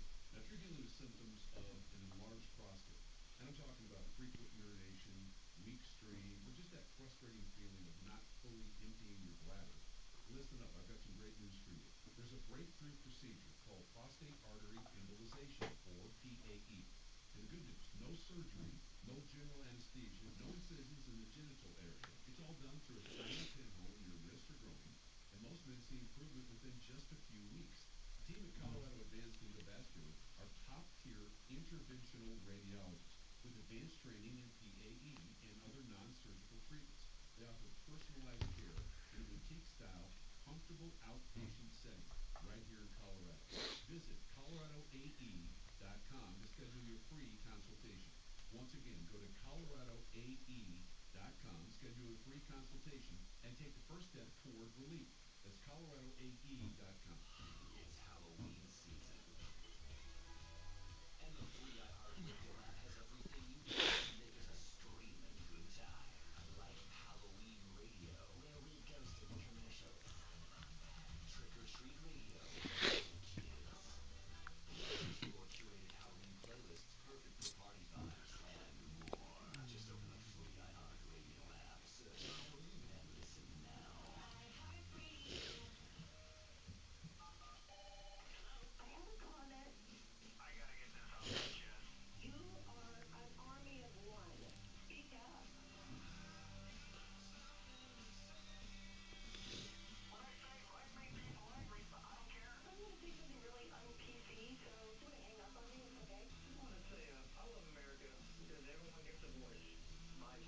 This is Cleveland's talk station. Thanks so much for taking my call. 630 KHOW.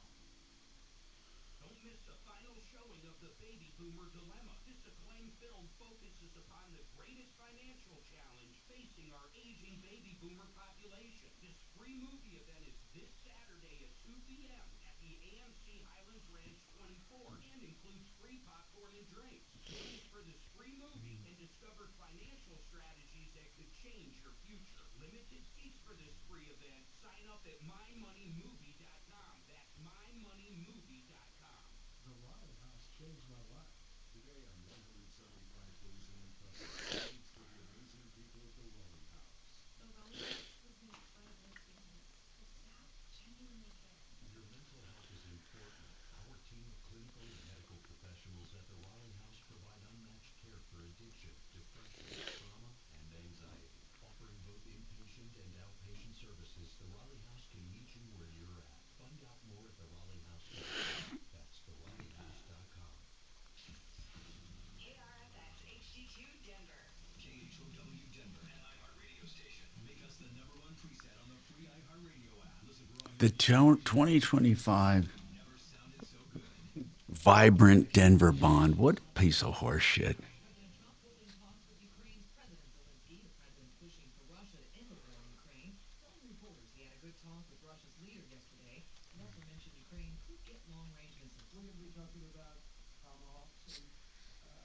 Would much rather have them not need tomahawks. And it came with Michelin tires. Michelin's are great tires. They ride very, very well. And they wear really well. Good. Yeah. Yeah, these are definitely not small. Andrew says it comes after his discussion with King Charles and his family about ongoing accusations that distract from the work of the 300 days of sunshine a year. Do that? Wait, gas mileage on it today. That doesn't surprise me. Mixed driving, 19.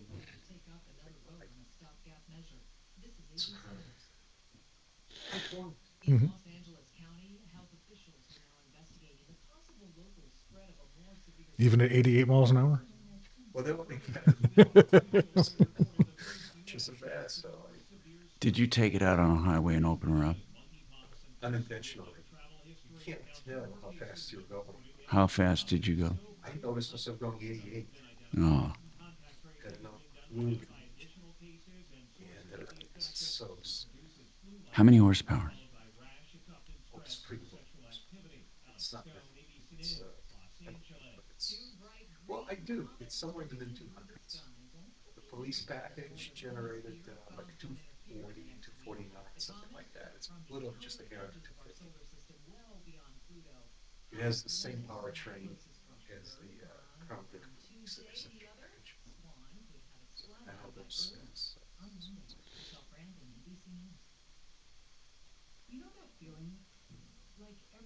Definitely a different tune. It is chipped differently. Oh, it is. Okay. Oh, yeah, because so you'll shift sooner. Right? Well, yeah, you're not getting the full available power. They're going to, the police car is designed to be able to literally intercept you. So no, they don't. They don't usually put that package out for the average consumer. So although you may have the same engine, the same transmission, programming says you have this much power. You're right. That program is called P70. Mm-hmm. You're absolutely right. It's called P70. That's why people used to go get chips. Usually took the ROM right out and put P-ROM out there. So.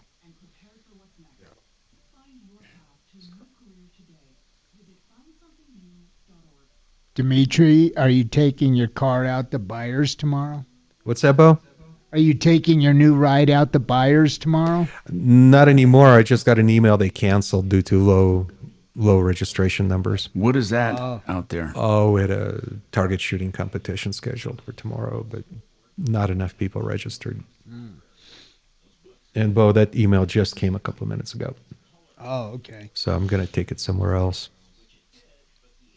Open her up on the freeway. I'll take it to I got to go to Boulder in the morning and take a bicycle out to my kid. Sorry to hear that. Yeah, I'm going to give it an Italian tune-up tomorrow. What is that? It's when you go like a bat out of hell down the freeway. Metal to the pedal. Go down 6th Avenue. What's that over on 6th and Perry? What do they call that? Where people can speed because the cops can't run radar because there's no. Oh, because those tall walls. No, Lakewood's got it. Yeah, the tall walls over there, kind of like around Federal and Sheridan. Yeah, it's called like the Chute or something like that. Now the cops figured it out. They go up on a cherry picker and laser you from there, from above the wall.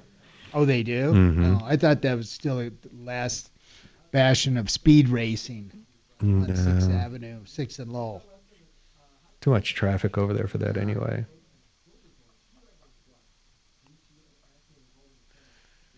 Yeah, I'm going to take it up in the mountains somewhere tomorrow.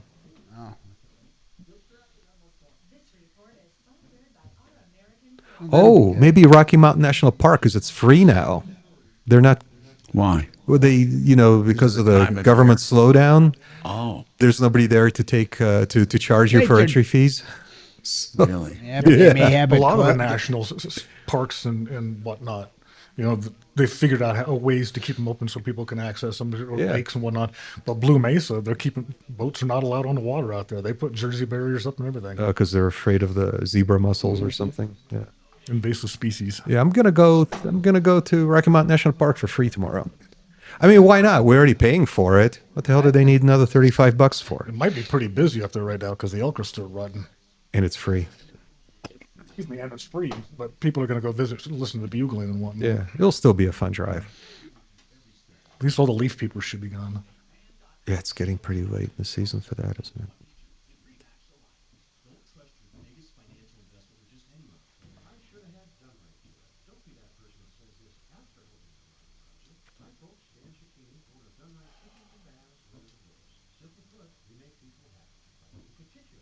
Let's see.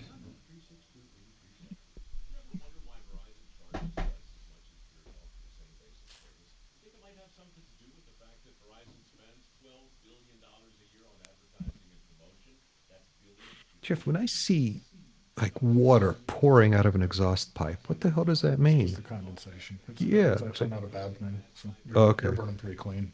So it's not my car because I can't see it, but at traffic lights during cold weather. Mm-hmm. Yeah, it's the condensation. I see like just a stream of, not drops, a literal stream. It would stop after a little bit. I mean, yeah. I can't continue like that. It'll pull up until you're moving and whatnot. But it's amazing.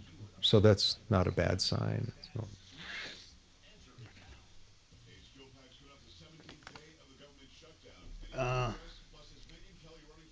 Do you guys steam clean engines over there? And more on the Joe Pag Show tonight from 6 to 9 on 630 KHOW. Yeah. Ripped off, bad news. You need advice so you don't have to lose. We'll come running just as fast as we can. Troubleshooter's gonna help a common man. This is the Troubleshooter Show. Now, Tom Martino. Hey, Tom Martino here. Welcome to the show. We are here solving your problems, answering your questions, taking your complaints. Let's go to the phones, see what's on your mind. Jay's got a comment on catalytic converters. Go ahead, Jay. What is your comment on catalytic converters? First of all, these guys, who knows what was originally wrong with that car? Could have been anything. Right. But they are absolute idiots. They might be the dumbest mechanics in the world. First of all, it's a felony, if I'm not mistaken, to do anything to a catalytic converter.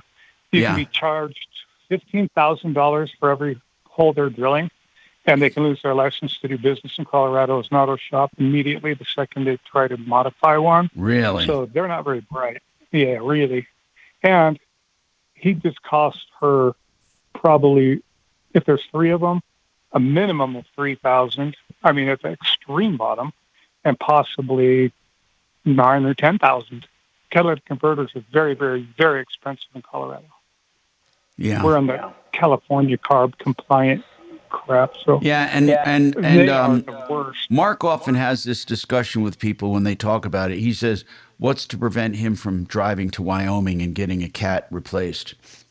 And well, here's something. Yeah. She takes him to court. They owe her the CARB compliant ones that car is supposed to have. What she does after that, that's her own damn business. But they just ruined probably three perfectly good converters because they're obviously a hack-o-matic shop that knows nothing. So, God. How do you know? How do you know the cat wasn't bad and that's why they drilled it?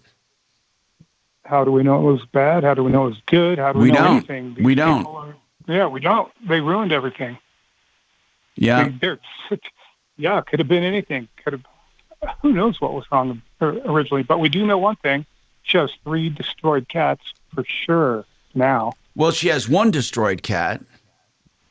I think that car has 3. I know, but they only drilled 1 of them. Do you have to replace them all at the same time? Not well. If 2 are good and 1's bad, no, you don't. But okay. If they drilled 1 out, they that's what they did. Don't want to hear from. That's what they did. They don't want to hear from the law because that's a felony. Maybe she should report him. Maybe she should report him. I would. All right, thank you, Jay. David, what is going on with your 2022 Hyundai Kona? Well, actually, it's my son's car. Yes. We've got insurance paying for a new engine to be put into it. The problem is I'm just curious why insurance is paying for the new car. He went over a curb and it didn't do any body damage to the car, but it damaged the oil pan and parts of the engine, so let's replace it. Wow. Yeah, but the problem is they won't pay the going per hour rate of what a normal shop is going to charge. And obviously, I don't want a major job like that going to a shop that I can't trust. I thought they just pay the bill. Do they actually break it down to what the hourly rate is? Yeah, they do. So give me an idea of what you're finding in pricing for the whole job and what they're willing to pay. What's the price difference? We haven't gotten a price on the whole job. They're just saying they only pay $200 per hour for the install of the engine. And what's the like going rate, 220. Jeff? It's not $200 an hour. What's the going rate? All these insurance companies and warranty companies have decided that they are going to set the going rate in any particular area. So it's literally something they've made up. I mean, I've had to argue with them before. Generally, they say, okay, we're only going to pay $120 an hour. Well, the customer's going to be due for the difference. What's the going rate, I'm saying? It depends on the type of work you're getting done. Well, you're at a dealership, I'm $175 an hour. Okay, they're offering him $200, and he's saying it's if too he's low. at a dealership, it's too low. Tell me, David, what price are you getting for installation labor? Well, we called Sheridan Auto, and he said $220 per hour. At Sheridan Autotech? Yeah. Okay. And that's what I'm trying to ask. What would the price difference be? I'm not quite sure, to tell you the truth. Because your coverage... Okay, we've just been calling around trying to find... Your coverage may limit... You may have wording in your replacement coverage that it limits certain charges that they pay. I'm not sure, but who's your carrier? I believe it's Progressive. Progressive. And your engine is out. They have to replace your whole engine under a claim. The engine's not out yet. It's all in one piece. Well, I meant it was, your engine's gone. You need a new engine. What kind of an engine are they putting in? Are they putting in a used engine? I'm not quite sure. He only had 40-some thousand miles on it, and they're putting a lifetime warranty on it. Wow. So I'm hoping they're actually getting a new one. They say before I start arguing, what I would do is I'd figure out what is the difference. I mean, if it's only $100, if it's only a few $100, is it worth going to war over it if you're getting a new engine? I mean, I'm just saying, I don't know what, if Kevin says it's $220, that doesn't mean it's $220. It means that's what Kevin's charging. Maybe negotiate with him or try another shop. I mean, what I'm saying is $200 sounds like a generous hourly rate to me. And have you only checked with one shop on an hourly rate?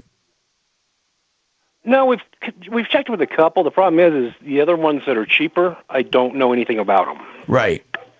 Gotcha. And, something that major, I don't want to trust to just anybody. And, okay. And you told Kevin this was an insurance claim? No, I don't think so. I think he just called around and asked what their hourly shop hours are. Who called around and asked? My son. It's his car. Oh, okay. How many hours are we talking about? Do you know? They were talking about 15 or so. 15 hours or so. Who's that? Is that what Kevin said it would take? No, that's what the insurance is saying. And again, it's probably the same thing. They assign the amount of hours, and it's probably going to be more than that. So we're talking about a total of $300. Possibly. So I don't know how much you want to fight for an extra $300 on your claim. I mean, I don't. I'm not telling you it's not worth. Well, yeah, I am. I am saying that it may not be worth it. That's just my gut. It might not be worth it. But okay. I would call back Kevin and say, Kevin, they're quoting $200 an hour. You're quoting $220. Can we meet somewhere in the middle? I mean, Kevin. I would say no on that. I mean, my rate is my rate. I have to pay my guys. There's a reason why you have a labor rate the way you do. Okay. So that extra $20 an hour, that is going to pay his men. That's going to pay his lights, all his overhead. There's a reason he came up with that number. Okay. So that's his overhead. So then you ask him I'd ask him how many hours, and you say the insurance is figuring 15? Yep. What does that sound like for an engine installation? That sounds reasonable. Yeah, that sounds reasonable. I mean, I don't have my labor guides in front of me, so I can't verify it.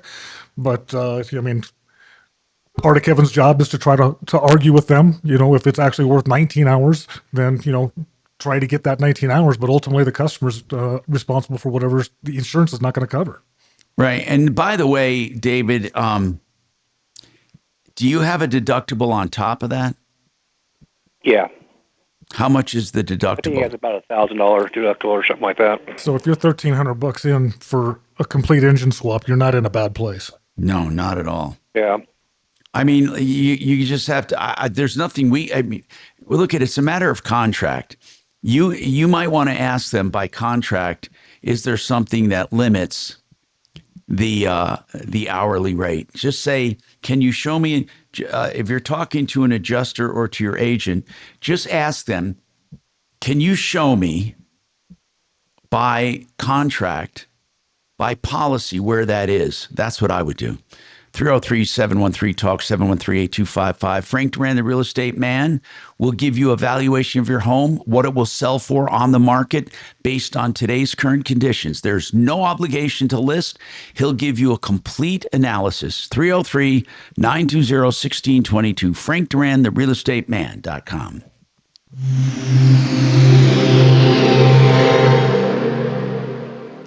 With Medicare open enrollment starting on October 15th, now's the time to act. I'm consumer advocate Marc Mager. Call the people I trust and have used for over 10 years. That's Integra Insurance Group, Colorado's Medicare experts with over 25 years of personalized guidance on Advantage, Supplement, and Medigap plans. Get free expert advice to navigate all the changes and save on your coverage. Visit IntegraInsurance.com or call 303-466-5500. That's 303-466-5500.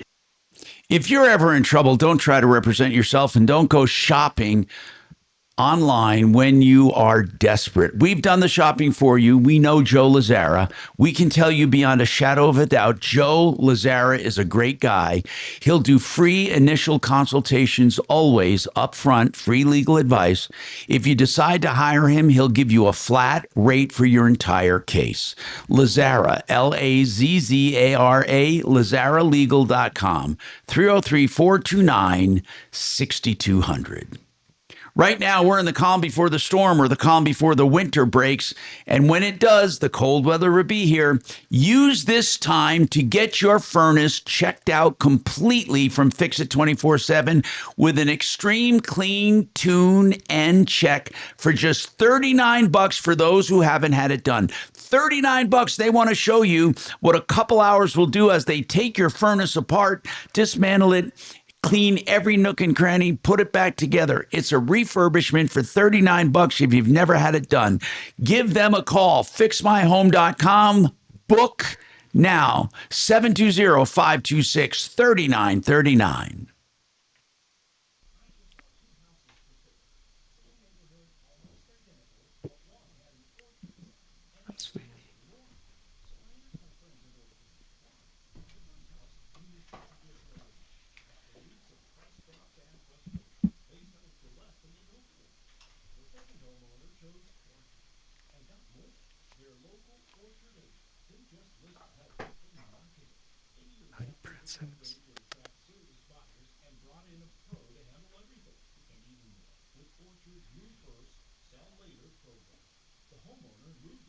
What are you doing, Princess? Why are you so lonely? Good afternoon, Tom Martino Show.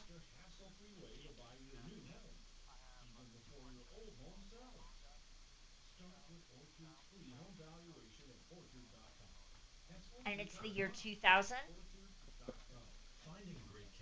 And what's going on with it generally?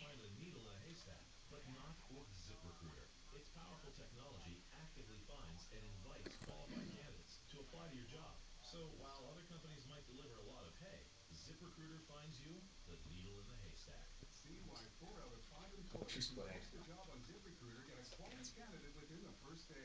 Try ZipRecruiter for free at ZipRecruiter.com/free. That's ZipRecruiter.com/free. Hey, everybody, Benjamin Albright, and you guys have been hearing the Okay. Questions on service. Yes. Hang on for me. What's your first name? Richard. Okay, hang on.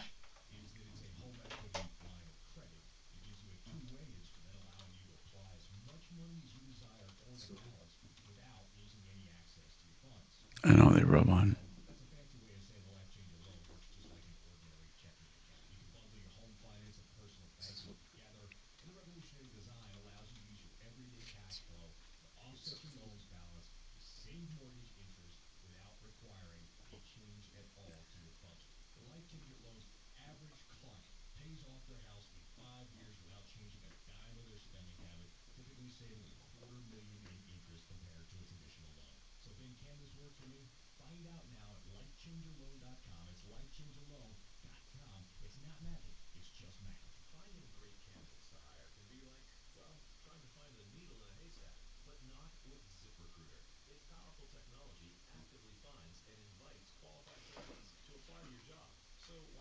companies might deliver a lot of hay, ZipRecruiter finds you the needle in the haystack. See why 4 out of 5 employers who post a job on ZipRecruiter get a quality candidate within the first day. Try ZipRecruiter for free at ZipRecruiter.com/free. That's ZipRecruiter.com/free. You know, the race to net zero is all around us, and Powerbank Corporation is accelerating North America's energy transition. We're not the new kids on the block. We're on NASDAQ as WUN. We're a trusted developer delivering complete solutions. Powerbank Corporation, generating, storing, and managing your energy. Wait, she wants to go up on the camera now. The hell?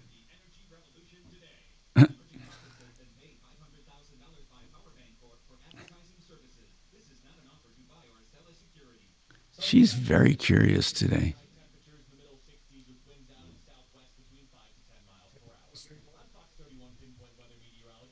Hold on. Go ahead. Are you listening, Bo? He stepped out. Oh, okay.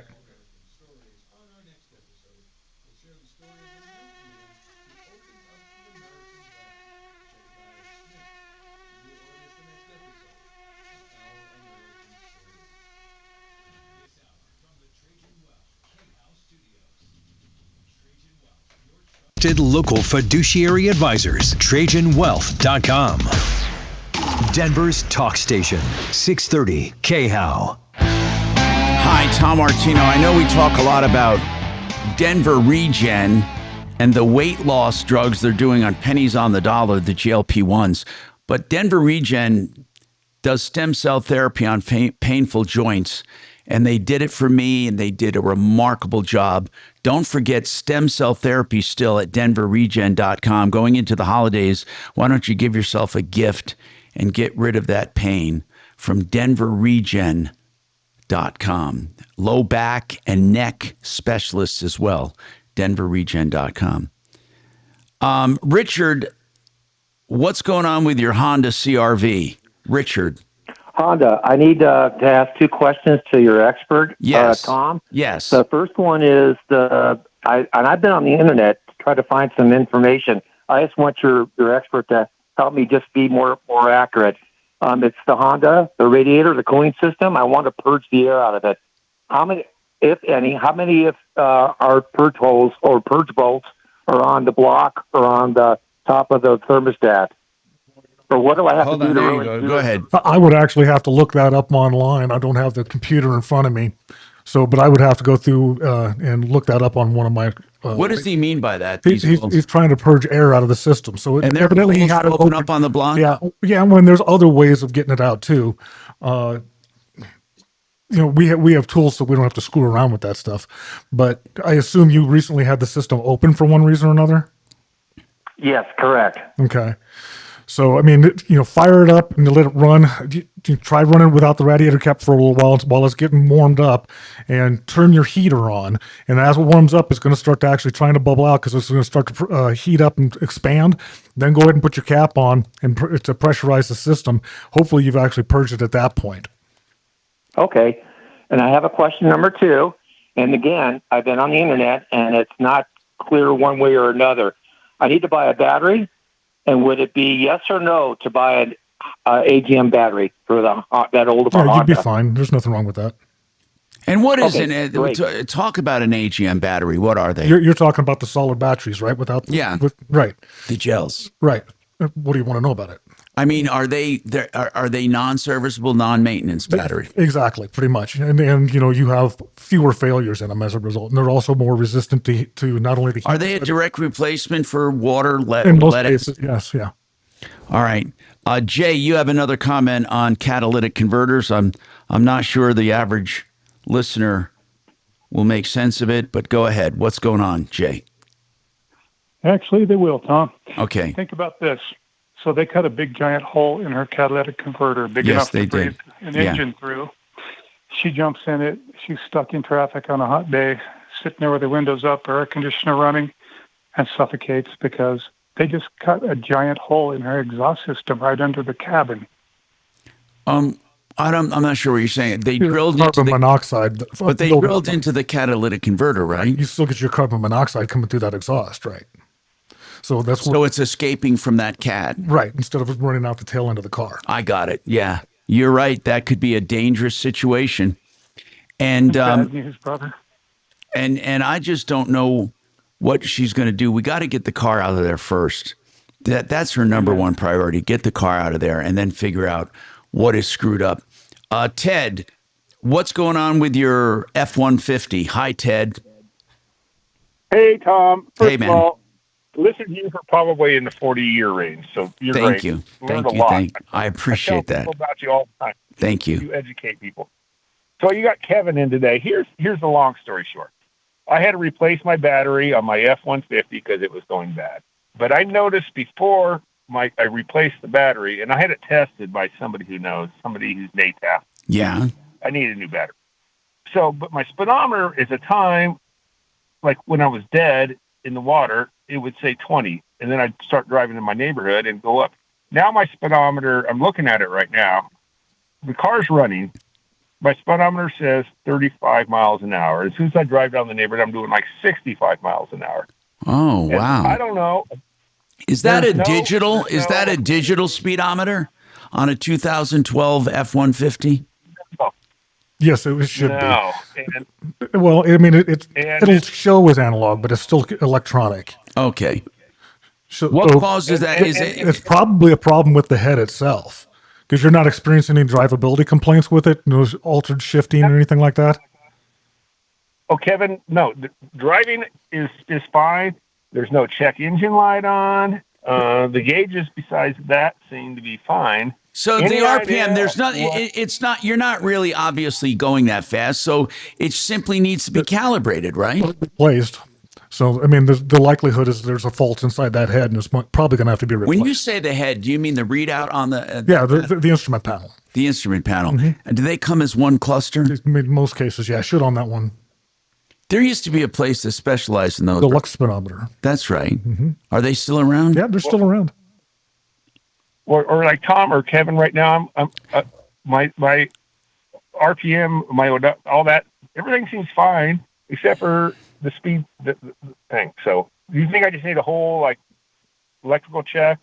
Or in other words, here's my question: could I go down to somebody like? He just told you who to go to. Riley's isn't going to be able to tell you. Oh, you're talking about that. You know, it's not going to cost much for Deluxe to give that a rundown. They're right down on Calumet Street. They're good people. I took my car to them years ago. I didn't know they were still around. They can look at that speedometer probably in a minute and tell you what's wrong. Yeah, I mean, if nothing else, I mean, I could hook up to it with the scanner. I'm watching it on the scanner. I can tell you if the head says you're doing 65, but my scanner shows that the computer shows you're doing 35. It's all in the head. What do you mean by the head? The speedometer, the instrument cluster. The cluster that's right in your truck, that's the head. Okay. The panel. The panel. Well, it's a cluster that comes out of that panel from behind usually. But in any case, here's the number. Here's the number for Deluxe. 303-629-6958. 69-69-58. Okay. Yeah, 629-6958. Thanks, man. Yeah, Deluxe, man, they have been around for years. Cindy, hi, what's going on with you, Cindy? What's happening? Well, I have a 2022 Honda CRV as a hybrid, but sometimes, and when my purse is in the car and the key's in my purse, it just locks. The doors lock. Wait a minute. Wait. The doors lock. Not when you're outside of the car, right? Does it happen when you're outside the car? Yes. I'm out of the car. The door. I shut. Sometimes you have to forget something, and your car's running, so you shut the door and you run in the house to get it, and you come back out, and it has locked. Oh, wow. Luckily, that's happened when I'm at home. So I'm very careful now to take my purse out with me That's if I'm odd. somewhere and I normally shut the they door don't. Normally they don't lock with it. Well, they do lock though when you're sitting there and you lock it, right? Yeah, particularly usually when you put it into gear. Yeah, but yeah, exactly. That's right. So if you're sitting there idling, it won't lock you out. Yeah, that almost sounds like. Well, it's been sitting there running. We got it. Her radio is on. Okay, let's say this. Okay, this happened at home. I turned it off. Okay. I'm at home, And I started the car. I'm in the garage, like, oh shoot, I forgot XYZ. Right. So I leave my purse there. I shut the door. I run in the house. It locks. Wow, It's running with the key in the I car. really don't think it should, no. But, a wise piece of advice, and this is something that every mechanic in the world knows, if the keys are in the car and you're not, a window is down. Yeah, but she wants it fixed. I understand she wants it fixed, but just make better practice. I think Kevin can work on that at Sheridan Auto Tech. He could take a quick look at it. Or no, I'm serious. These are some of the things they handle on electrical issues. Yeah, that could be a simple programming issue. It's a logic program. It used to be weight in the seat, and I'm like airbags. It used the airbag sensor not to turn off the car when that was present and there was weight in the seat. It would not lock. I'm not sure. Maybe. But it just suddenly started happening, or you just discovered it? No, it happened fairly early on. And I was at home, and I thought, oh, great, I've got a fob in the house. So I got the other key fob. It wouldn't unlock it. I had to actually take that key thing out. What? And unlock the door to get in. Yeah. That is weird. That is definitely weird. Hey, Kachina, see if you can get Kevin on real quick if he's around. To ask him that question. Maybe he'll have an answer. 303-713-TALK, 713-8255. Dimitri, you wanted to make a comment on Jeff?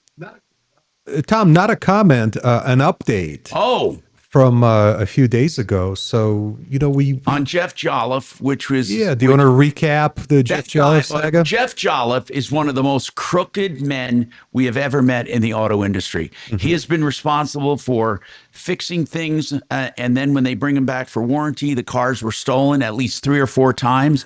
and he's also taken money up front and done nothing in return. He's a liar. He's a cheater. Mm-hmm. He's a good-for-nothing piece of crap. There. Good. Well, so, we've been getting quite a few phone calls even recently because he's still not out of business. He's operating kind of in the Johnstown, Windsor area. I believe he now lives in Windsor, actually. And so last week, this was during your day off when Mark and I were working at the studio. We did a little bit of background checking on Jeff Jolliffe.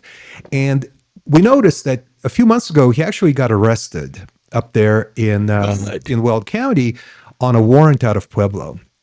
And so I followed that case. Break when you can, buddy. Oh, I'll follow that case, and I'll tell you what I found out right after this. All right, let's do it right after this. Wow. That's good. This is it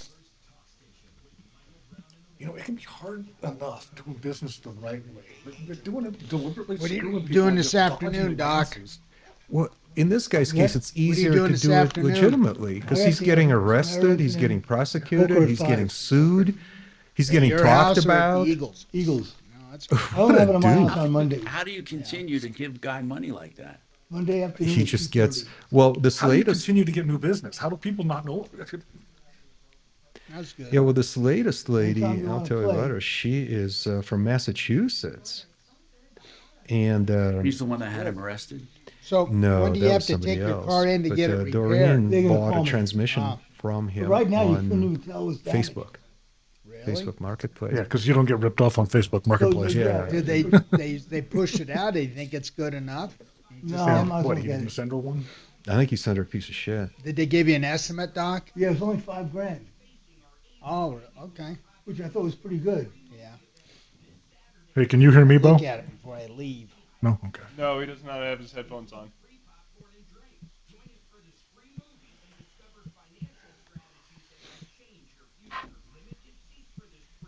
Which one does he need?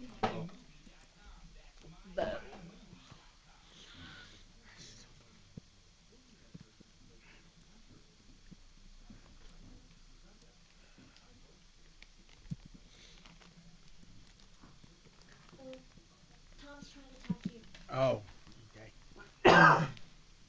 Hi, Tom. No, it's not Tom, it's Jeff. Hi, Jeff. Hey, so I did end up asking Justin, and he said he got everything plugged in and working, and it seems to be working just fine. Oh, good. It's cooling? Yeah. He wanted to thank you again. Oh, man. Well, I'm glad it went to a good home. Yeah, well, like I said, he's got a teenage daughter eating him out of house and home, so he's looking forward to buying bulk. I know. I have 3 kids at home, and I can't get them to leave. Maybe let them come over to your shop, and you can teach them the transmission business. Now your kids are my problem. Uh-huh. Yeah, I want to come over there sometime, too, if you ever get one tore apart. That's pretty much almost on a daily basis. Okay. All right, sounds good. And then maybe you can bring the dolly in next week, but I'm in no rush for it. Well, I'm going to be out the next 2 weeks, so I won't be here next Friday or the Friday after.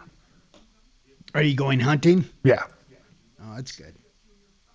I want some sausage. Well, can't do it with the pronghorn because nobody anymore will accept frozen meat, at least during the hunting season. So they'll only take whole carcasses. So in order to get that pronghorn processed, I've got to wait until January. No one will take frozen meat? No, because they need all their room for people bringing in fresh kills. If it's already off the bone and in the freezer, they don't want it. Jeff, that's interesting. Okay, it makes sense, too. Oh. All right, sounds good. Yeah, maybe I'll do something with the elk or deer before that, because I'll have the whole animal in. Yeah. Can you get multiple tags, Jeff? Like, can you get more than one a year? It depends on, yes, because they have A, B, and C licenses. So if you have an A license, you can only have one. If you can have an A and a B license, and you can have an A and 2 B licenses, and when it comes to C licenses, you can have as many of those as you want. As many tags? Correct. A lot of it has to do with CWD. So. Oh, interesting. This is pretty impressive, the way you wrote this up, D. Oh, thank you. Wow. So what do we do next? Well, so I need... Oh, I don't know what time it was. Just an approximate time, and we also need... Well, we don't need it, but it would be good to get the information about her vehicle, like at least make and model and color. And I'm sure you're driving the Bentley. I did that to catch your eye, because you'll see that we need to replace the word Bentley with whatever she was driving. A red 4Runner. But your son knows what she was driving. I hope so. He was there. Hey, Tom. Yeah. I don't think Kevin's available. It's going straight to voicemail. Okay, fine. And he hasn't texted me back. And we also need to put in your son's first name. I just forgot what it is. So what I think we should do is that a PDF or a Word? I sent you a PDF. Do you want the Word? Well, that's the one I can edit for you. Okay, great. I'll sell it to you. And if you turn off the mics, I'll tell you what I think we should do next. Okay, go ahead. The code of silence. We can talk under the cone of silence. That's right, damn it. The cone of silence. Hey, Cindy, what's your phone number? We'll do it under silence, damn it.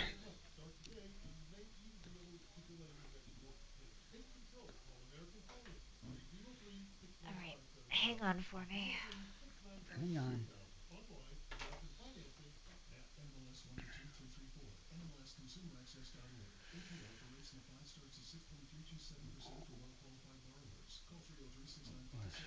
Details about credit costs and terms. Your one stop for advertising? Call 844-844-iHeart.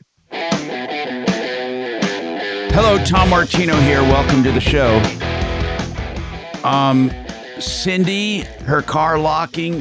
We weren't able to get Kevin, but we're going to consult him, or you can call him directly. Sheridan Auto Tech. He'd probably answer you on the phone if he can. He's not available right now. 303-455-7242. Okay.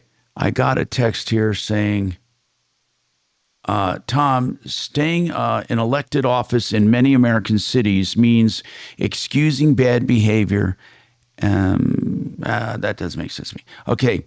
Jefferson wrote, you get the government you elect. The people of Denver are getting what they deserve. And somebody else said, if you are looking to repair your car and you don't have the tools, you can rent them. I don't know nowadays, isn't it almost impossible to work on your own car? I mean, on the newer cars. I mean, I guess that depends on the individual. I mean, you got to have a lot of computer knowledge. If you can't talk to the car, you're working blind. Yeah. You literally have to have a code reader, right? Or possibly, you need to be able to look at data. You need to be able to see what a component is doing. Just because the transmission's acting up does not mean it's the transmission. All right. We were talking about areas that people get cheated in car deals, the 7 most common issues. One is engine problems. Used car dealerships try to hide problems with the engine rather than fix them. They might even put fresh oil in and thicker oil and try to make the car more silent. One of the worst things is not having a clear title. They have to undo the deal, but I'm telling you, you invest money in the car and then find out you can't get title. High mileage, a lot of buyers won't purchase a vehicle that has high mileage. They may think that they will have poor performance. Some used car dealers try to hide this information by omitting the exact mileage on the advertisements. Some even try to turn back odometers. And believe it or not, the digital odometers can be turned back. Most certainly. All right. Car history. Used car dealers are not obligated to tell you every detail about a vehicle's history. We know that. In fact, they don't have to tell you about any problems. So you can get a Carfax. Carfaxes are pretty accurate, but there are some things not reported to Carfax. Carfax isn't magic. It can only get what's reported to them or things they pick up on their own. But usually, like Jeff, when you do a repair or something, do you have to report to Carfax? Absolutely not. But you can. I can. I could choose to, yes. Do you choose to? I do not. Okay. My customer did not ask for their information to be put online, and I'm not going to give it to them. But do some mechanics report? Why? What is the incentive for them? The way Carfax approaches you on it, they so they don't pay for it, right? No. There's no charge for us to report or anything like that. The way Carfax likes to approach it to myself or any other shop is that Dimitri has his 07 Lincoln town car, inside my shop, and I repair it, and he does it, Yeah. Then he turns around, he wants to sell it, and the customer can actually look up on the Carfax and say, oh, well, that was done here at this time by this. So they're trying to tell you it's a good thing for your customer. They try to tell you, yes, that's going to generate But isn't it a good thing for customers, except if it had major work done? That might people might be hesitant to buy it. No, if you knew that the truck that you were looking at with 120,000 miles on it just had a transmission put in, that's good. 5,000 miles ago. Well, actually, so if someone asked you to report it, would you? I could, sure. Like if somebody's you just said, in an old truck, if you're putting in a new transmission, wouldn't it be nice to show the value of that truck? Yeah. Or you keep your receipt and you show that to your prospective buyer. See, I don't see any problem with having a place report to Carfax. I don't care if they report to Carfax. What bothers me is when they do this. You have some minor body work done, and then it's reported that it's a collision or major body work, and it's almost impossible to get those corrected. Did you know that? Oh, yeah. I mean, we had a case where some guy, it was listed as major collision, and it wasn't. It was some front end work the guy had done from running into a curb or something, and it said it was a major collision. To get that changed is almost impossible. It's just about an act of God. So anyway, defects. There are many defects in a vehicle that do not have to be disclosed. Do not assume that a dealer or someone selling a car has to disclose defects to you. A thorough inspection is what you need before you buy it. Interior damage, the dealer may sit in the vehicle and take your attention away from certain areas. Make sure you get in a vehicle by yourself, examine all parts of the vehicle. That seems pretty obvious to me. I mean, come on, you're going to have some guy say, here, don't look over there, look over here. That seems a little asinine to me. The other one, the vehicle's value. Many car dealerships try to sell cars for over the blue book or over what they should be sold for. Make sure you know what the value is. And many of them say, well, this car is different, and they try to give you a reason to pay more for that particular car. They give you some cockamamie idea. Now, if it does have a new engine, if it does have a new transmission, if it has new components, then of course it would be worth more than average retail. But if you really want to know the vehicles, what a vehicle is worth, what I like doing, I like using leases. If you go online and search for lease return residual values, that is the best indication of a car anywhere, because banks are putting their money where their mouth is. Banks are saying in 3 years, this car is going to be worth this much money, or in 4 years, it's going to be worth this much money. The list changes obviously with the brands of cars and the year it's put out. But I look up this all the time, and it is so accurate, because think about it. These banks are saying we're going to pay this for this car. So you're not overpaying if you stay within that residual or lower. You are making a great deal. And these lists are all over the place on the internet. It's the residual value list that most leasing companies use, like General Electric or GE Cap. Well, I just said GE, GM, Toyota, whoever the lessors are, they keep strict records on what the residual values are. And these are excellent to have, excellent when you're going out used car shopping.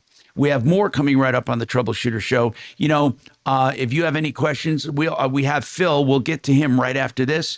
And GenesisTotalExteriors.com, in addition to everything else they do mold detection and remediation the honest way.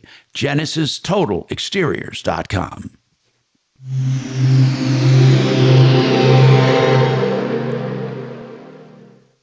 Now, Impact Traffic. From the Superstar Car Wash Traffic Center. Over on the west end of town, I-70 westbound after Kipling Street. We've got a crash off on the right shoulder with stopped-up traffic back from Wadsworth. This one's seen about 10 minutes of delays. I-25 north and southbound, your usual delays for your Friday commute through the downtown area. On the south end, Peoria Street southbound, closed between East Easter Avenue and Broncos Parkway due to a vehicle fire involving a semi. With traffic, I'm Mark Swan. This report is sponsored by Our American Stories. This is Lee Habib, host of Our American Stories. On our next episode, we'll share the story of the American who rescued the 33 Chilean miners back in 2010. You won't want to miss the next episode of Our American Stories.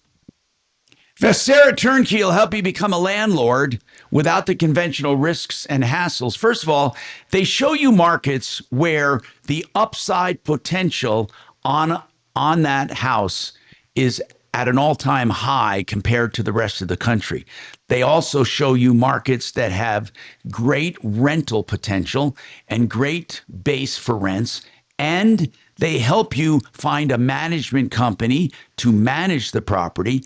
In fact, Vestera Turnkey even assigns what I call a property nanny to you to help you manage that property, and even takes your phone calls. If you want to be a landlord and you don't want the conventional risks and hassles and you want the help, call VesteraTurnkey.com, 303-888-3788, 888-3788.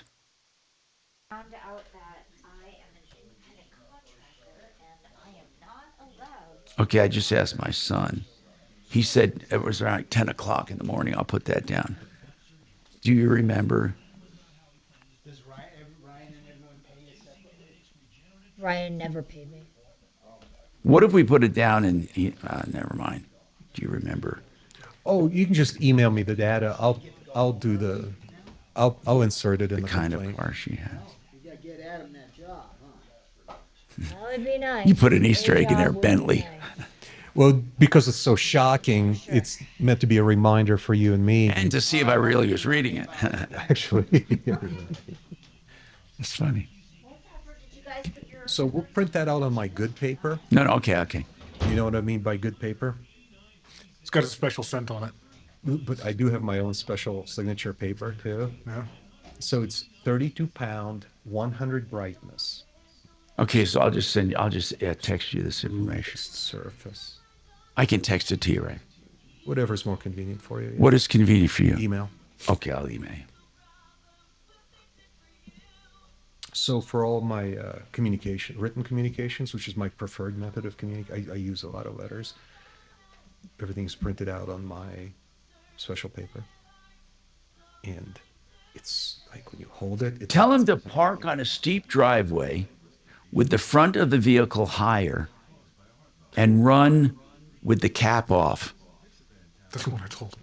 And turn the heat Did you tell him that? Yeah. On the air? Yeah, so run until the cap's off, and then once it starts to bubble up, because it's going to start to expand, then go ahead and put the cap on. But did you tell him to have it on a slant? He doesn't have to have it on a slant.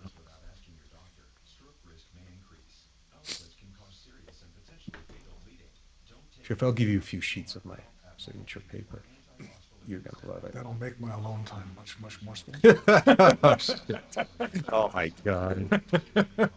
Have you seen the Chevy Colorado pickup? They're cute. They're cool. Uh-huh. They're the 4-door. Yep, just released one yesterday. You did from repairs. Mm-hmm. But my dad also has one. My brother has one. The Colorado? Mm-hmm. They almost look, the 4-door with the trim package on the back almost looks like a little Avalanche. A little bit. I miss the Avalanche. So they make them in a diesel package too. A Colorado? Mm-hmm. No shit. Mm-hmm. That's a little diesel, isn't it? Mm-hmm. They're pretty powerful though. Is it a Cummins? It's a Duramax. Cummins is. Oh, that's right.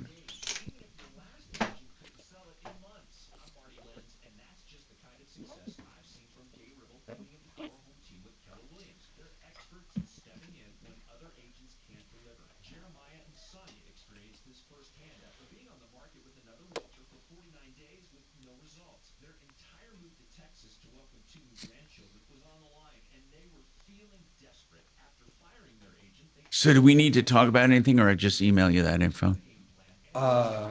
If you emailed it to me? No, I will. He's still. Then once you proofread my next draft, then we'll print it out on my good page. He doesn't remember anything about our car. Oh, you're kidding. No, he doesn't. That's not unusual for a kid.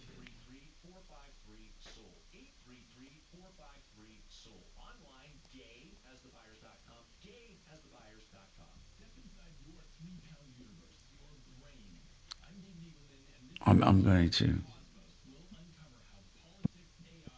No, he wasn't paying attention, he said. Nope.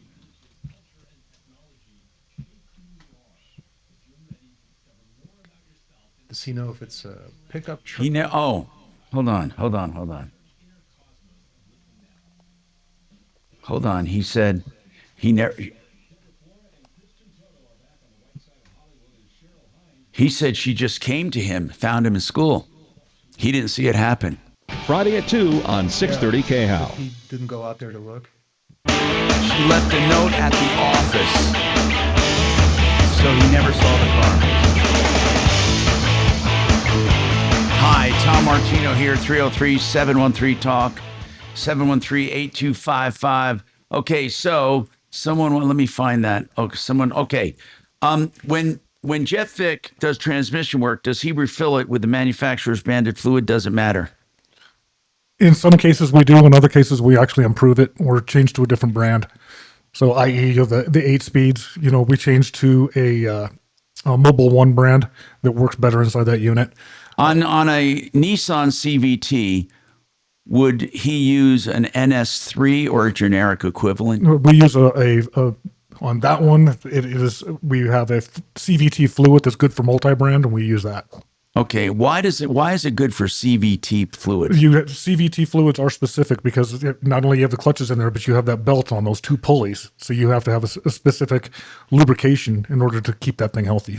All right, and this guy said that you were almost right on burping the system, the radiator. He says he likes to park on a steep driveway or a hill and have the front of the vehicle higher than the back and then you run it, and then it'll bubble up because of the. Do you really need to be on a slant? I mean, if it makes him feel better, I guess. I mean, I don't know. I've done it on flat ground forever, so I mean, I prefer mountains, and Dee prefers the beach. So, okay, and so this other guy wants to know, what is the best CVT transmission? What is the big deal with CVT? Well, a lot of them are just going. Are they all going to CVT? A lot of them are going to CVT. I mean, and Subaru, what's the difference between a CVT and a conventional? You have no actual gear changes. So you have two opposing pulleys in a belt. And so if you imagine those pulleys looking similar to a yo-yo. Yes. Okay, but you can expand or contract that yo-yo to make the center of it bigger or smaller. Okay. So then as you're going down the road, those yo-yo compresses, the belt goes higher on the wheel. Exactly. And that mimics gear changes. It will change the gear ratio. That mimics gear ratios. Yeah. When they first started coming out, people didn't like the feeling of them because they didn't feel the actual gear changes. So a lot of manufacturers actually even programmed misfires to create the sensation of a gear change. By the way, Jeff Fick, Kimmer Transmission, transmissionsdenver.com, 303-693-1400. And don't forget, you can always call Tom and Mark and the gang at 303 Martino, 303-627-8466. Save all your problems for me. You're clear, buddy. Thanks, man. Bye, Dragon. Appreciate it. Okay, so let me just